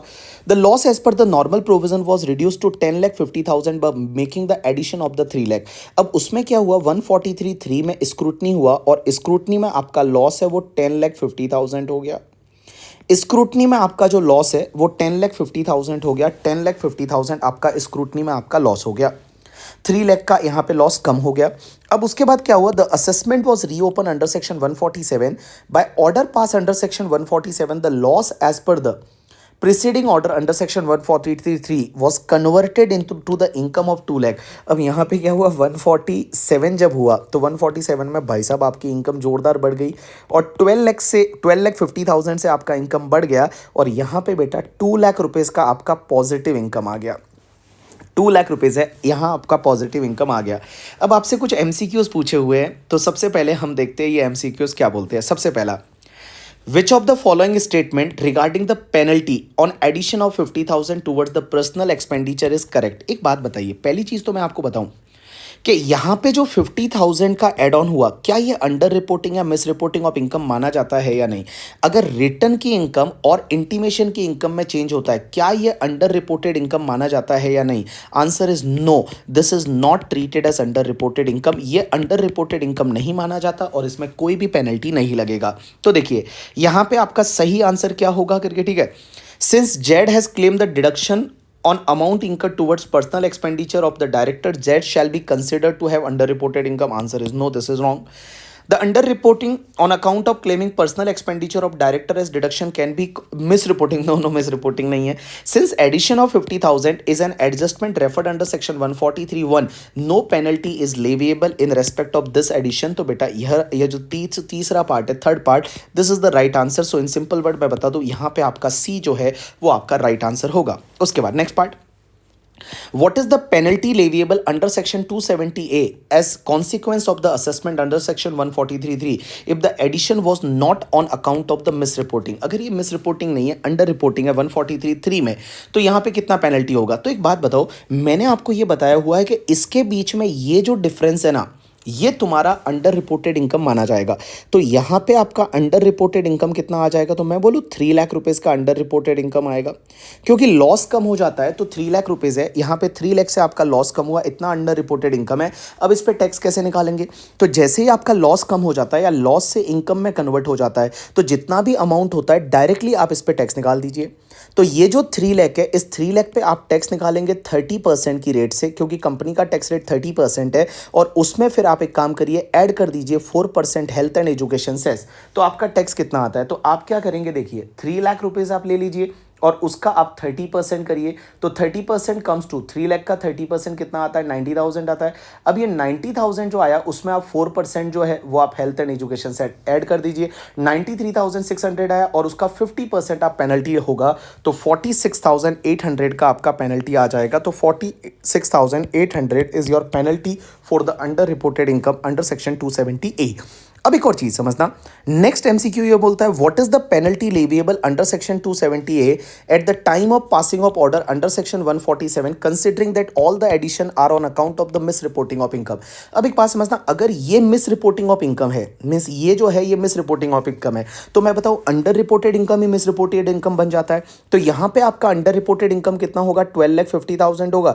तो पहले तो 12,50,000 पे आप 30% की रेट से टैक्स निकालिए, 4% health and education cess add कर दीजिए, और जो टैक्स आएगा उसका 200% पेनल्टी लगता है अगर ये मिस रिपोर्टिंग है। तो अंडर रिपोर्टेड इनकम अगर मिस रिपोर्टेड की वजह से है तो यहां पे 200% ऑफ टैक्स का पेनल्टी लगता है। तो 12,50,000 लीजिए और सबसे पहले आप उसका 30% कर दीजिए, उसमें फिर आप एक काम करिए 4% health and education cess add कर दीजिए और उसको मल्टीप्लाई बाय आप 200% कर दीजिए। तो आई थिंक 7,80,000 आता है। This 7,80,000 will be your penalty under section 270 ए का पेनल्टी आपका 7,80,000 हो जाएगा। उसके बाद में आगे क्या दे रखा है, assume that the addition made in order under section 147 are not on account of misreporting of income। मान लो जो 147 में 12,50,000 का एडिशन हुआ है वो मिस रिपोर्टिंग नहीं है, अंडर रिपोर्टेड है, but only on account of under reported. Z wants to claim immunity from the imposition of penalty 270A and initiation of the proceeding under section 276C of the act by filing an application in this regard before the assessing officer। what are the other condition that need to be satisfied by Z in this regard। Z को कौन कौन सी condition है वो satisfied करनी पड़ेगी।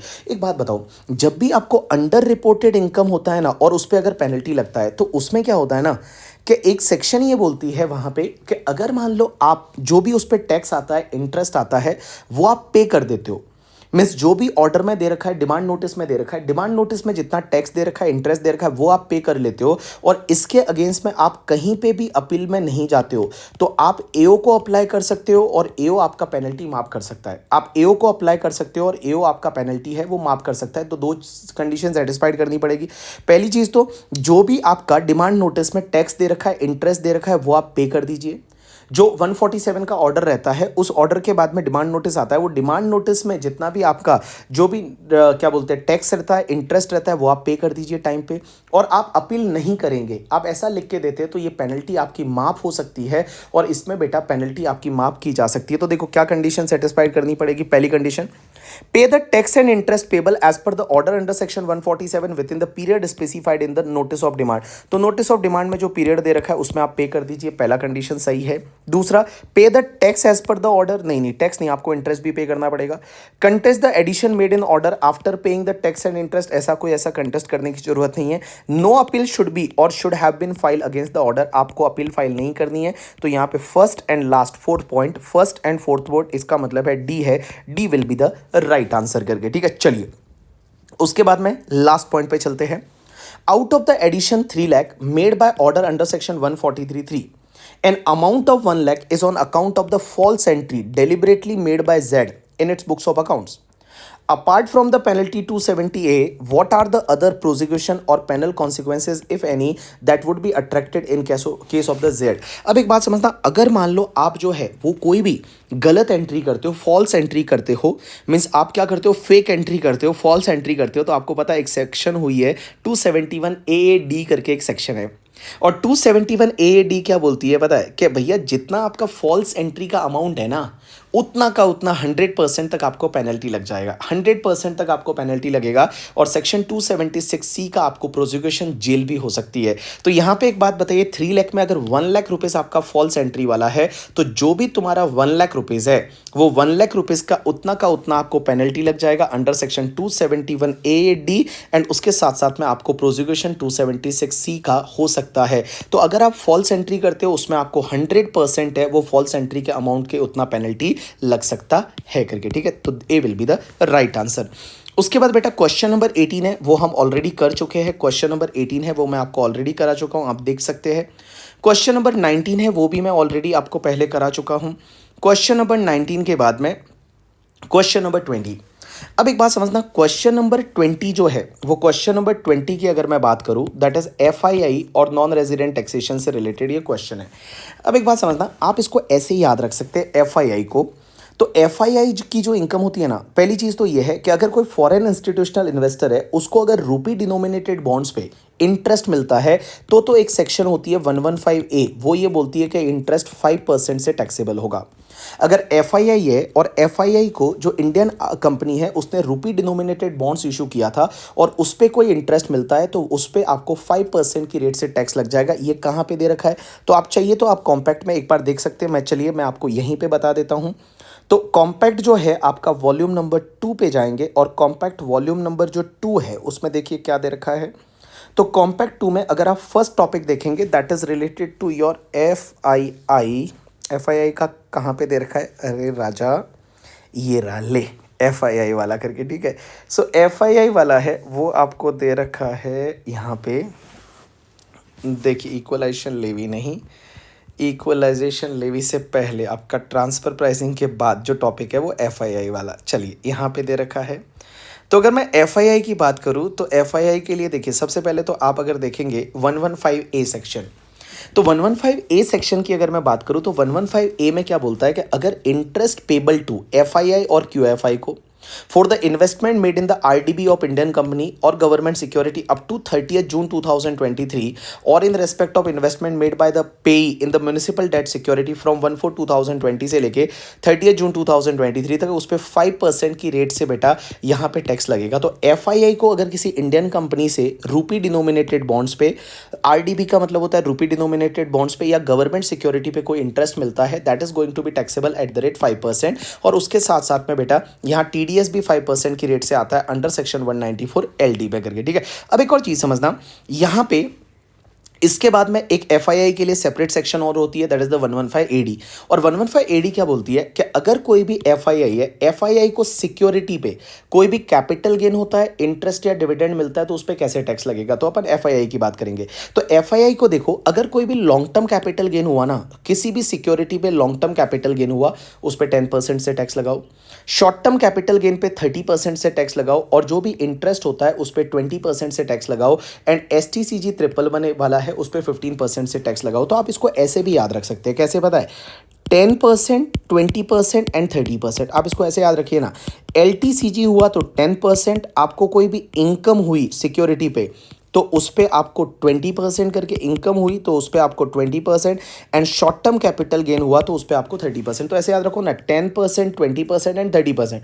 और ये तो याद रह ही जाएगा ना, एसटीसीजी ट्रिपल वन वाला है तो उस पर 15%। तो अगर कोई एफआईआई को इंडिया से इनकम मिलती है और वो एफआईआई को इनकम कैसे मिल रही है, एलटीसीजी हुआ, किसी पे भी एलटीसीजी हुआ सिक्योरिटी पे, ठीक है, तो 10%। लेकिन एक चीज समझना, अगर वो एलटीसीजी 112A वाला है तो obviously in excess of 1 lakh है, उस पर 10% की रेट से टैक्स लगेगा। तो एलटीसीजी पे 10%, इनकम हुआ उस पर 20% and short term capital gain हुआ उस पर 30% की रेट से टैक्स लग जाएगा। अब आप एक चीज़ समझना, ये जो भी स्पेशल रेट्स की सेक्शन है 115A, 115, उसके बाद AC, उसके बाद AD, इन सेक्शन में आप एक चीज़ ध्यान रखना कभी भी, पहली चीज़ तो ये है कि ये सेक्शन में आपको इंडेक्सेशन का बेनिफिट नहीं मिलता, as well as first proviso to section 48 वो आपका सनी वाला है ना, वो बेनिफिट यहाँ पे नहीं मिलता है करके, ठीक है।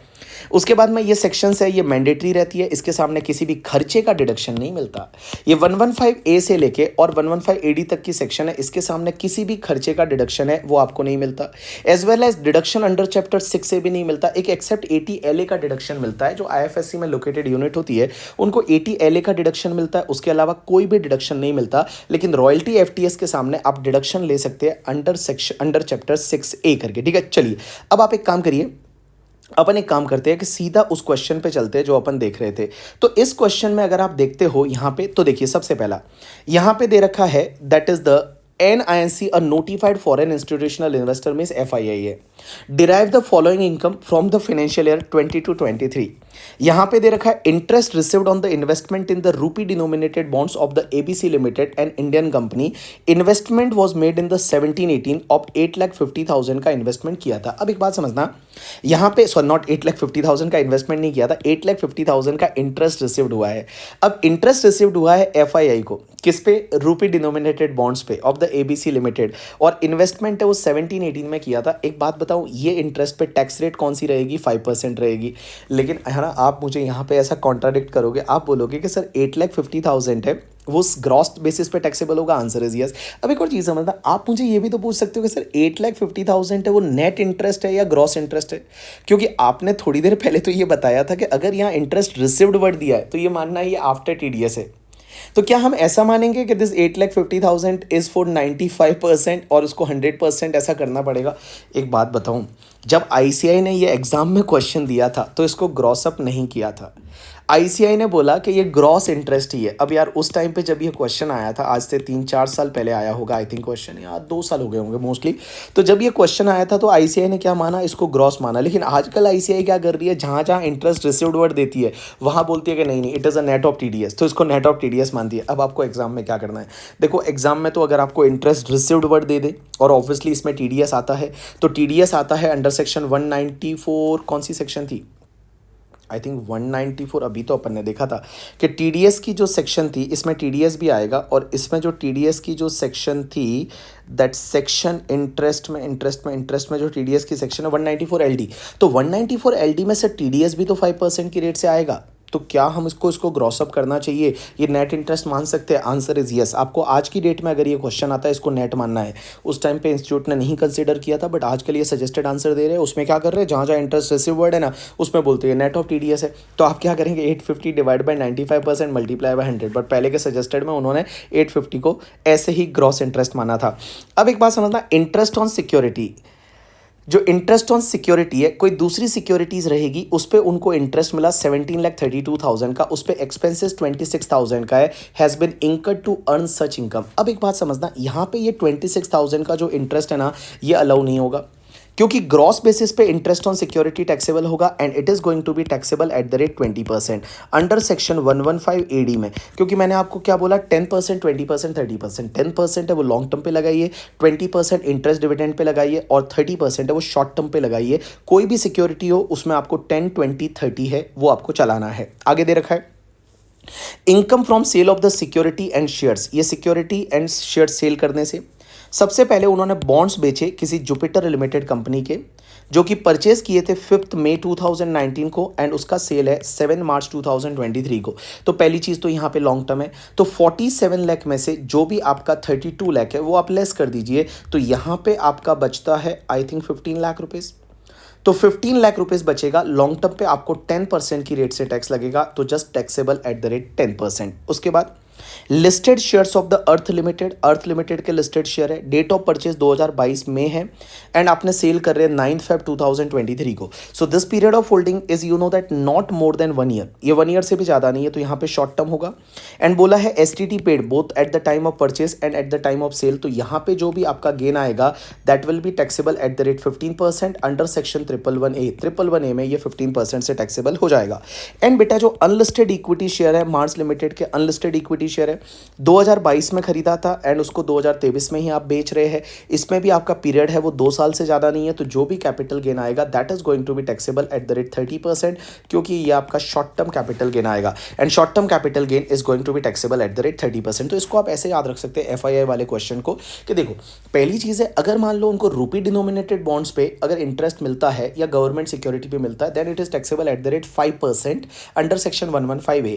उसके बाद कोई भी इनकम होती है एफआईआई को तो वो टैक्सेबल होती है 115 एडी में, और 115 एडी क्या बोलती है, 10%, 20% एंड 30%। इसका मतलब ये हुआ कि 10% एलटीसीजी पे लगाइए, कोई भी एलटीसीजी है 10% लगाइए।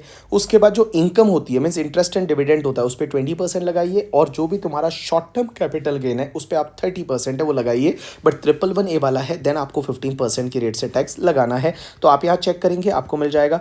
अब यहाँ पे आपकी टोटल इनकम 50,10,000 है। अब ये एफआईआई है ना, यहाँ पे किसी का डाउट होगा कि क्या इसमें सरचार्ज क्यों नहीं लिया, क्योंकि एक बात बताइए, यहाँ पे ये कंपनी है that is notified for an INC, INC का मतलब होता है इनकॉर्पोरेशन कंपनी, फॉरेन कंपनी है। तो फॉरेन कंपनी के केस में आपका सरचार्ज तभी लगता है जब इनकम है वो आपकी 1 करोड़ से ज़्यादा है। अगर यहाँ 1 करोड़ से ज़्यादा नहीं है तो यहाँ पे आपको सरचार्ज नहीं लगेगा करके, ठीक है। चलिए तो आप इस क्वेश्चन को एक बार देख लीजिए, ओवरव्यू कर लीजिए, और उसके बाद हम चलते हैं क्वेश्चन नंबर 21 पे।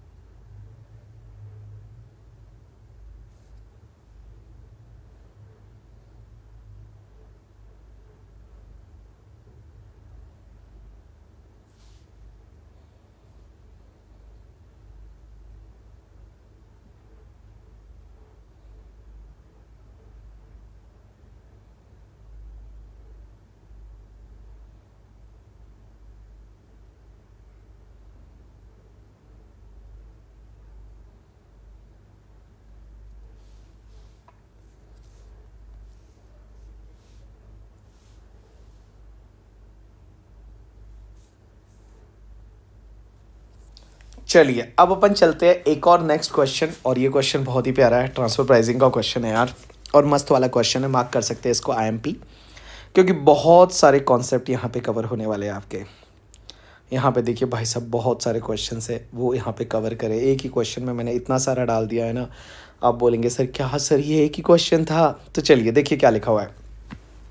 सबसे पहले एक कंपनी है Alpha Private Limited is engaged in the manufacturing of the garments, तो ये गारमेंट्स बनाती है, कपड़े बनाती है। It sold garments to the Beta INC a California USA which has the 28% voting power in Alpha Private Limited and to other unrelated parties. तो ये alpha Private limited क्या कर दिया है, इसकी एक एसोसिएट एंटरप्राइज है beta INC in the California USA which has 28% voting power.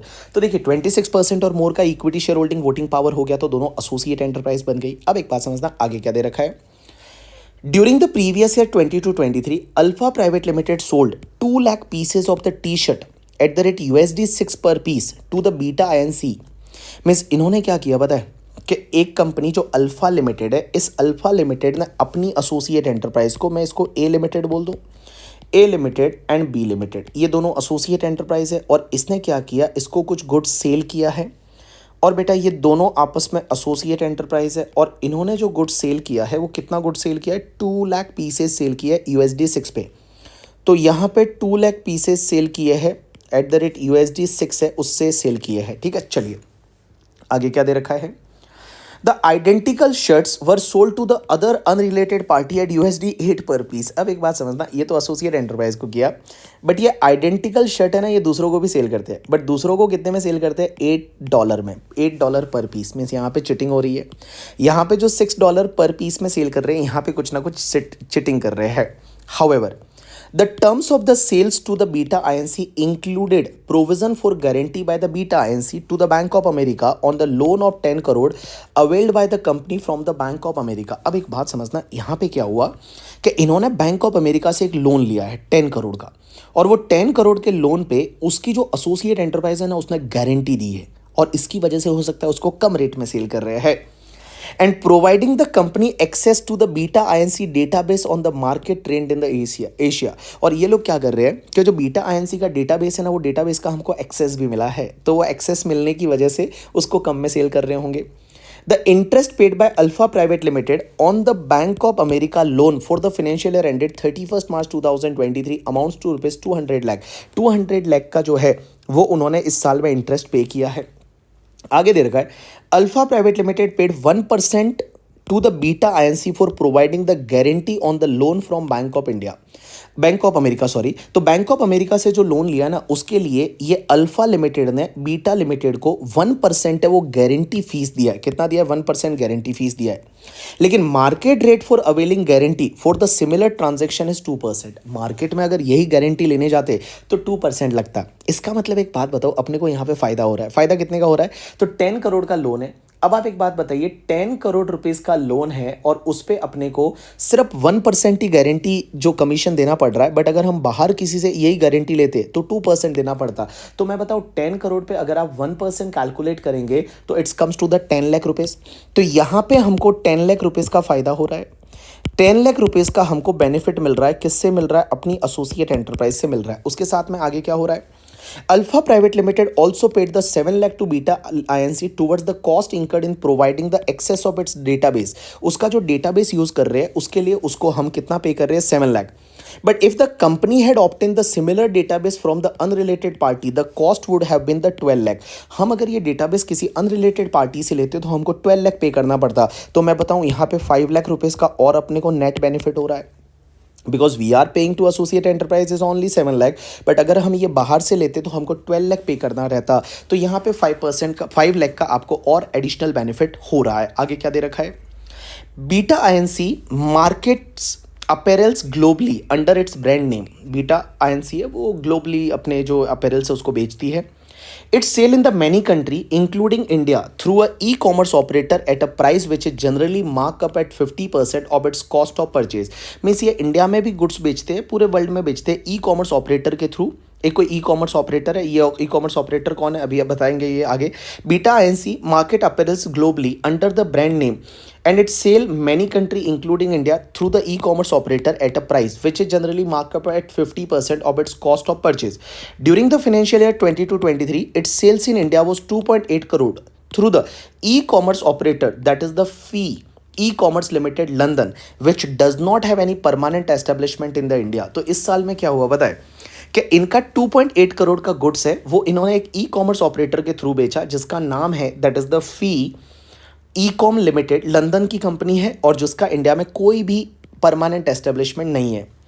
And leveraging their combined knowledge and experience, Alpha Limited and Beta INC provided their know-how on the supply chain of textile industry to the unrelated party, that is DINC USA, a new company manufacturing garment from the recycled plastic. अब क्या हुआ, ये alpha और beta ने दोनों ने मिलके ऐसा जॉइंट वेंचर में इन्होंने एक कंपनी है डेल्टा लिमिटेड, उसको उन्होंने क्या किया बताया, उसको उन्होंने नो हाउ दिया है कि भाई टेक्सटाइल इंडस्ट्री में कैसे ग्रो करे, तो उससे रिलेटेड उसको नो हाउ दिया है। आगे क्या दे रखा है, next point, for the assessment year 2021 the total income of Alpha Private Limited was enhanced by 350 lakh by the assessing officer. Means assessing officer ने यहाँ पे बेटा 2021 का इनकम है वो एनहांस किया 350 लाख किसका, इन conformity with the arm length price determined by the transfer pricing officer. The assessment order is dated on 31 October 2022. The company decided to accept the adjustment made by in the assessment order. अब एक बात समझना, इनका 2021 का कोई income है वो 350 लाख का इनकम एओ ने एनहांस किया है और एओ ने आर्म लेंथ प्राइस निकाली है और आर्म लेंथ प्राइस है वो जो है वो determine by the transfer pricing officer के ऑर्डर की वजह से निकली है और असेसमेंट ऑर्डर पास हुआ 31 अक्टूबर 2022 को और कंपनी ने डिसाइड किया है कि चलो हम ये ऑर्डर को एक्सेप्ट कर देते हैं। अब एक बात बताओ, यहां पे अगर मान लो एओ आपकी इनकम बढ़ाता है तो इसका मतलब ये प्राइमरी एडजस्टमेंट हुआ और प्राइमरी एडजस्टमेंट अगर 1 करोड़ से ज़्यादा है और एओ के ऑर्डर की वजह से तो वहां सेकेंडरी एडजस्टमेंट भी करना पड़ेगा। यू नो दैट एक सेक्शन हुआ करती है 92CE करके और 92CE बोलती है कि 5 केसेस में आपको सेकेंडरी एडजस्टमेंट होगा। पहला तो अगर आप suo motu own motion primary adjustment करते हो या फिर एओ के ऑर्डर की वजह से या फिर मैप की वजह से या फिर सेफ हार्बर रूल्स की वजह से या फिर अप्पा की वजह से, तो उसमें सेकेंडरी एडजस्टमेंट करना पड़ेगा। और जितना इनकम एनहांस किया जाता है मीन्स जो भी आपका एक्सेस मनी 350 लाख है, 350 लाख का मतलब 3.5 करोड़, पहली चीज़ तो ये 1 करोड़ से ज़्यादा है तो यहाँ पे सेकेंडरी एडजस्टमेंट करना पड़ेगा। ये पैसा आपको इंडिया में रीपेट्रिएट करना पड़ेगा with in the 90 days.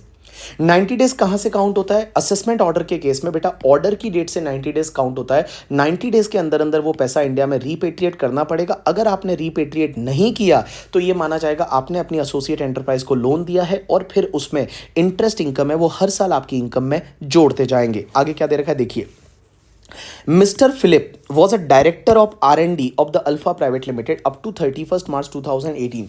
So 31st March 2018 तक मिस्टर फिलिप है वो हमारी कंपनी का एक डायरेक्टर था। On 1/4/2080 he return to his home town in country Y, वो कंट्री वाई चला गया करके, ठीक है, छोड़ छाड़ के चला गया करके, ठीक है। ही विजिट इंडिया एवरी ईयर, सिर्फ 55 डेज के लिए इंडिया आता है हर साल। In financial year 22-23, he earned the royalty income of rupees 15 lakh from the ABC Limited, an Indian concern, under an agreement approved by the central government and incurred expenditure of 2 lakh for earning such income. तो उसने ना India से royalty मिला।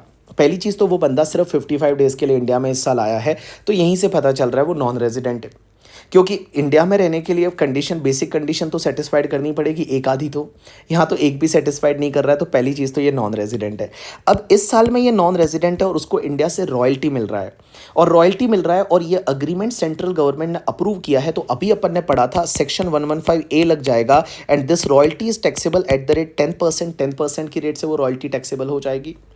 His interest income on the fix deposit with the SBI Baroda branch amounts to 4 lakh, उसको FD पे interest भी 4 लाख मिला है।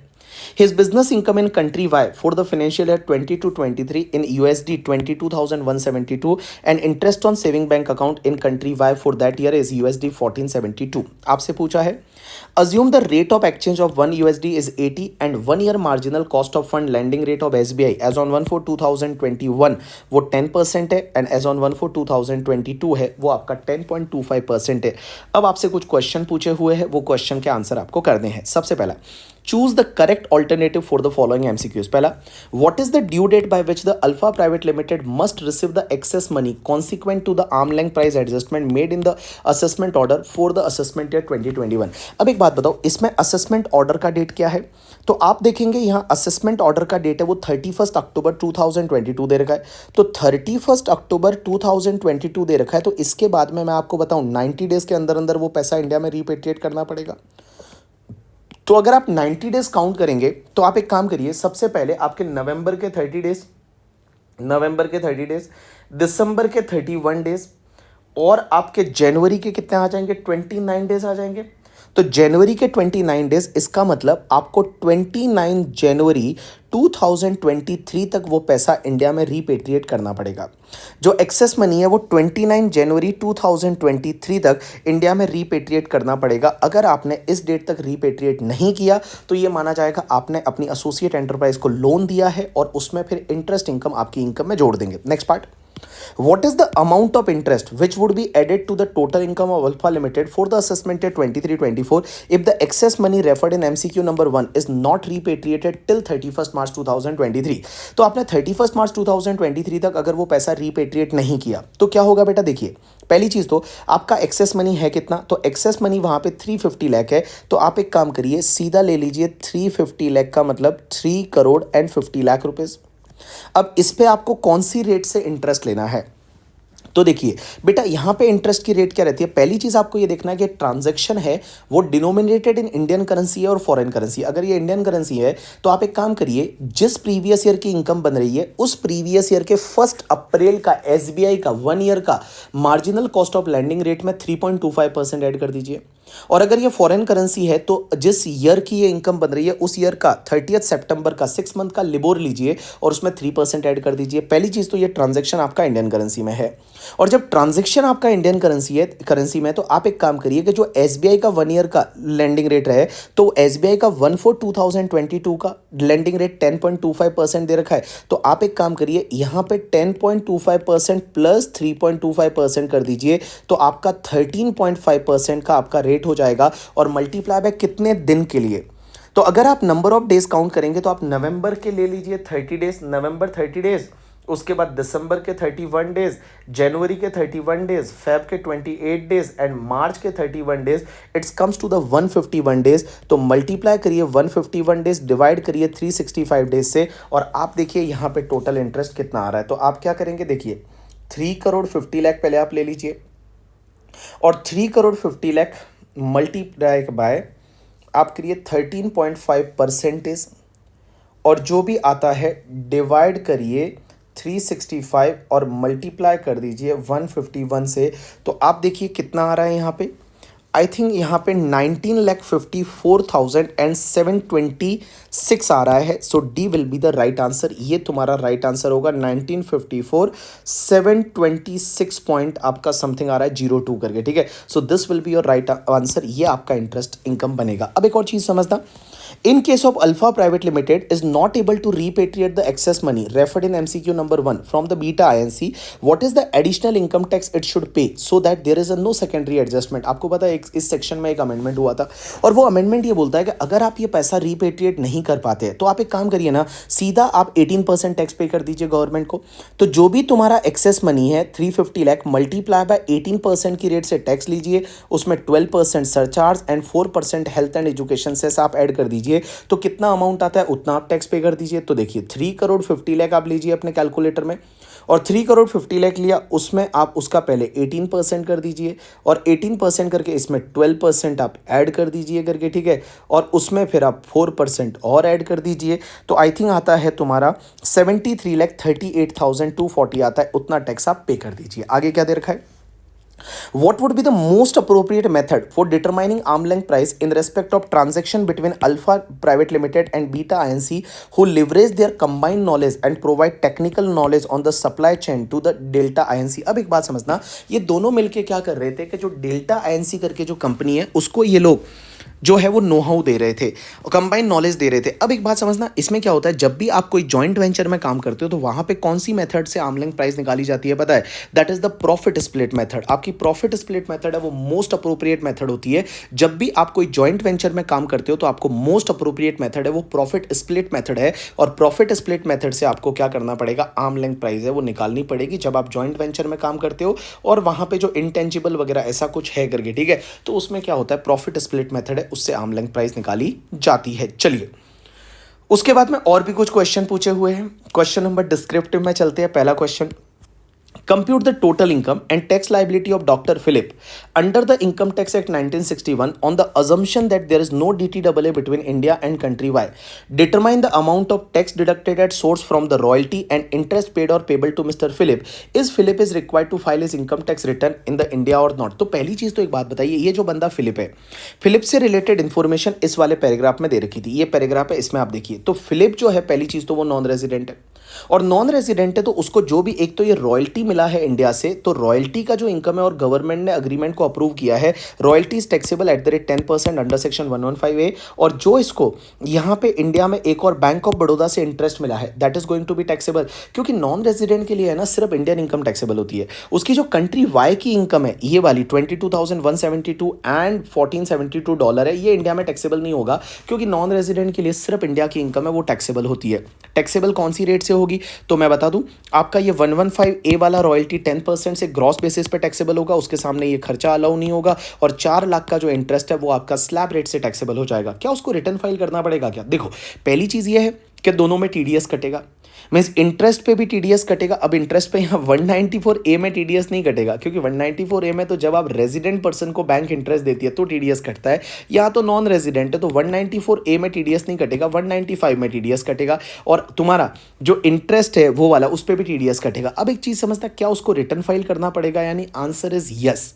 अगर उसका सिर्फ रॉयल्टी का इनकम होता ना तो रिटर्न फाइल नहीं करना पड़ता, बट यहाँ पे रॉयल्टी के अलावा उसका बैंक एफडी से भी इंटरेस्ट है, और जब बैंक एफडी से इंटरेस्ट है तो उसको अपना रिटर्न फाइल करना पड़ेगा। He has to file the return, उसको अपना रिटर्न फाइल करना पड़ेगा। चलिए, आप इसको देख लेंगे, आपको इजीली समझ में आ जाएगा। उसके बाद चलिए क्वेश्चन नंबर 6 पे, और देखिए 6 क्या दे रखा है। Examine the tax implication on the transaction of sale of goods by Beta INC in India through the Fee E-Commerce Limited under the domestic tax law. And what would be your answer if the aggregate transaction with the person in India during the previous year 22-23 is 1.8 crore instead of the 2.8 crore? अब एक बात समझना, यहाँ पे क्या हुआ, beta INC एक foreign का कंपनी है, और वो फॉरेन का कंपनी क्या कर रहा है बताए, एक और फॉरेन का कंपनी है जिसका नाम है फी e commerce limited, London based company है, उसके पोर्टल के थ्रू ये इंडिया में गुड्स बेच रहे हैं, ई कॉमर्स ऑपरेटर के थ्रू। अब एक बात बताओ, ई कॉमर्स ऑपरेटर है वो तुम्हारा फी ई कॉमर्स लिमिटेड हुआ, वो इंडिया में गुड्स बेच रहा है 2.8 करोड़ का। तो एक बात बताइए, पहली चीज तो अगर आपको याद रहे तो अपने डोमेस्टिक लॉ में एक सेक्शन हुआ करती है 911, that is related to the business connection.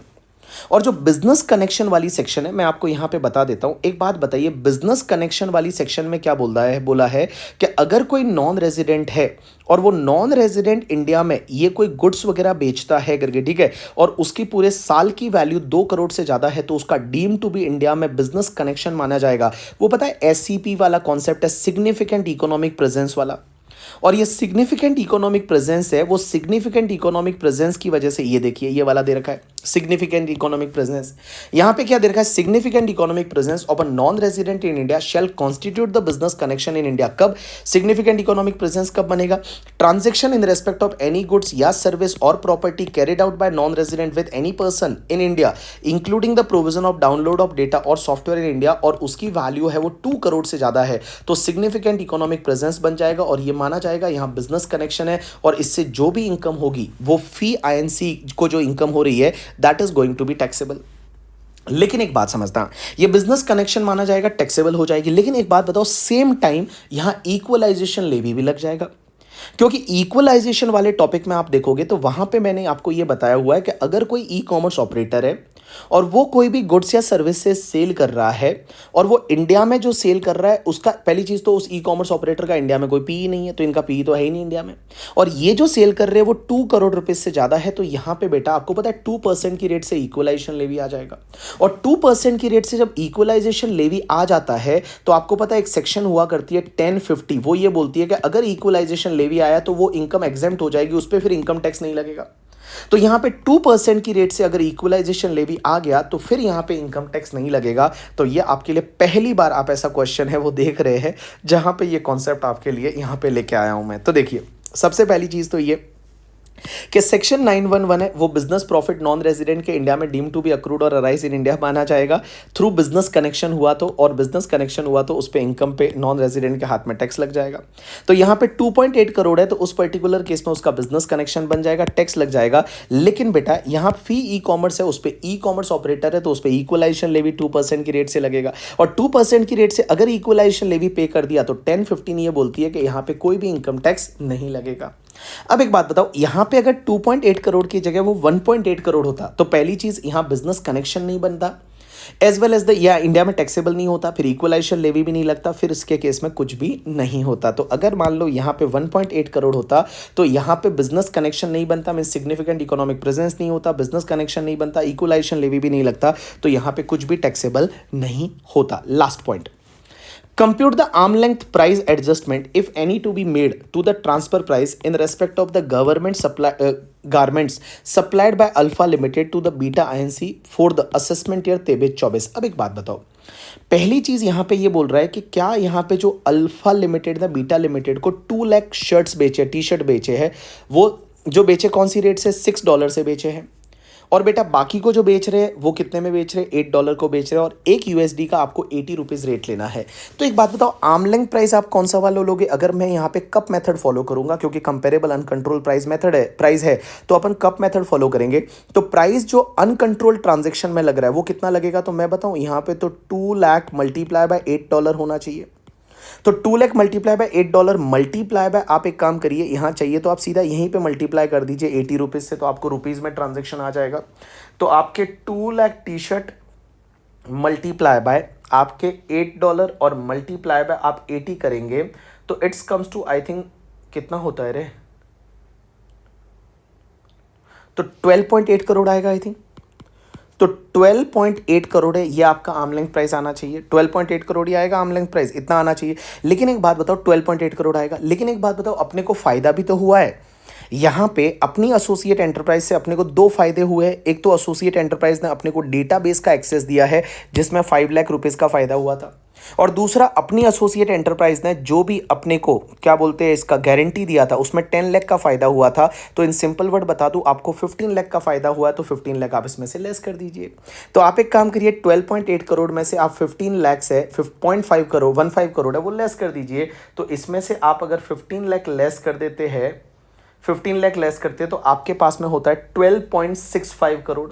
अब एक बात बताओ, अगर 12.65 करोड़ है उतना आपका आर्म लेंथ प्राइस आया। अब एक बात बताइए, आपने कितने में सेल किया? तो आपने सेल किया है तो 2 लाख मल्टीप्लाई बाय $6 की रेट से और मल्टीप्लाई बाय 80 की रेट से। तो एक बात बताइए, आपका 2 लाख पीसेस करके 2 लाख पीसेस पहले लीजिए, तो 2 लाख पीसेस आप लेंगे और यहाँ पे बाबू 2 लाख मल्टीप्लाई बाय $6 और मल्टीप्लाई बाय 80 की रेट, तो यहाँ पे 9.6 आ जाएगा, तो 9.60 करोड़। तो यहाँ पे आपकी इनकम में कितना जुड़ना चाहिए इस बार? तो मैं बोलूँ यहाँ पे आपका 12.65 माइनस 9.60, तो इट्स कम्स टू द 3.05 है, उतना आपकी इनकम में ऐड होना चाहिए, इतना आपकी इनकम को जोड़ना चाहिए। तो यहाँ पे 3.05 है, इतना आपकी इनकम में जोड़ना चाहिए, 3.05 करोड़ है, उतना आपकी इनकम में जोड़ना चाहिए। चलिए, so this is the completion of your question number 21। इतना छोटा क्वेश्चन नहीं था, बहुत ही बड़ा क्वेश्चन था, बहुत सारे कॉन्सेप्ट यहाँ पे साथ में कवर हुए थे। ट्रांसफर प्राइसिंग टॉपिक के आप देखोगे कितने सारे कॉन्सेप्ट है वो यहाँ पे एक साथ में कवर हुए हैं करके, ठीक है। चलिए गाइस, इसके अगले वाले जो क्वेश्चंस है वो मैं अगले वीडियो में लेता हूँ, और ये वीडियो में मेरा फ़ोटो नहीं दिख रहा है, मेरी सिर्फ आवाज़ आ रही है, क्योंकि मैं मतलब हमारा स्टाफ पिकनिक पे गया है और यहाँ पे कैमरा वगैरह कुछ नहीं है, तो मेरे पास आईपैड है और सिर्फ आईपैड को देख के और मैंने यहाँ पे स्क्रीन कैप्चरिंग किया आपके लिए, जिससे कि वॉइस भी रिकॉर्ड हो जाए और साथ साथ में आप लोगों को क्वेश्चन भी हो जाए। अब क्वेश्चन कर रहे हैं तो ऐसे भी आप मेरा चेहरा नहीं भी देखोगे तो आपका काम हो जाएगा। चलिए ठीक है, तो ये हो गया। अब अगले वीडियो में अपन के जो रिमेनिंग क्वेश्चंस बचे हैं वो मैं कराने वाला हूँ। इसमें से रिमेनिंग कौन कौन से बचे हैं, तो ऑब्वियसली एक तो 22 बचा है, उसके बाद में 22 के बाद में 23 मैं ऑलरेडी आपको करा चुका हूँ, 23 करा चुका हूँ, आप उसमें देखेंगे 23 आपको मिल जाएगा। 24 में आपको ऑलरेडी करा चुका हूँ, 24 के बाद में आपका 25 में ऑलरेडी करा चुका हूँ, तो अभी तक 22 ही बचा है। उसके बाद में 26 में करा लूँगा, 27 में करा लूँगा, 28 में करा लूँगा एंड 29 में करा लूँगा और 30 तो वही वाला है जो कॉम्पैक्ट में दे रखा है। ठीक है, चलिए तो यहाँ पे 4-5 क्वेश्चन और है, मेरे को लगता है 1 घंटा और लगेगा, जिसमें हम क्या करेंगे, रिमेनिंग क्वेश्चन कर लेंगे, तो आपके टोटल 30 क्वेश्चन है उसका एक्सप्लेनेशन आपको मिल जाएगा। So guys thanks a lot, that's enough for today from my side. और बस मैं यही बोलते रहूँगा, पढ़ते रहिए करके, ठीक है। बिकॉज मतलब क्या होता है ना, लाइक मेरे को ये लगता है कि आप सब इमोशन को छोड़ के you just have to focus to your like preparation. आप जो अभी कर रहे हैं, देखो क्या होता है ना पास्ट के बारे में ज़्यादा सोचो, ना प्रेजेंट के बारे में ज़्यादा ना आप फ्यूचर के बारे में ज़्यादा सोचो। आपको जो सोचना है ना वो आपको प्रेजेंट के बारे में सोचना है कि आज आप कर रहे हो वो क्या कर रहे हो, कैसे कर रहे हो, कितना कर पा रहे हो, और अपने आप को थोड़ा पुश करिए। और आपके पास 24 आवर्स है, अगर आप 24 आवर्स में से आप अभी जो पढ़ रहे हैं वो 8-10 घंटे ही पढ़ पा रहे हैं, तो थोड़ा उसको लिमिट्स को थोड़ा बढ़ाइए। क्योंकि अगर आप बाकी सब चीज़ों के लिए 10 घंटे रख लेते हैं, सोना वगैरह सब हो गया, तो एटलीस्ट आपका 14 आवर्स का आउटपुट आना चाहिए। और दूसरी सोशल मीडिया वगैरह उन सब चीज़ों को छोड़िए और आप एक बार स्टॉप वॉच लगा लीजिए और स्टॉप वॉच में देखिए प्रोडक्टिवली आप कितना पढ़ रहे हैं। और प्रोडक्टिवली अगर आप पढ़ते हैं ना, 14 आवर्स भी अगर आप ढंग से निकाल लिए, तो मैं बताऊं ऐसी कोई चीज़ नहीं है जो आपको रोक सकती है इस बार एग्ज़ाम में पास होने से। और मैं बता रहा हूँ वापस, इस बार का रिज़ल्ट अच्छा रहने वाला है, तो आराम से पास हो जाएंगे। आप बिल्कुल भी टेंशन मत लीजिए और अच्छे से पढ़ाई करिए और अच्छे से एग्ज़ाम दीजिए। बस मैं तो इतना ही बोलना चाहूँगा। So thanks a lot people, that's enough for today from my side.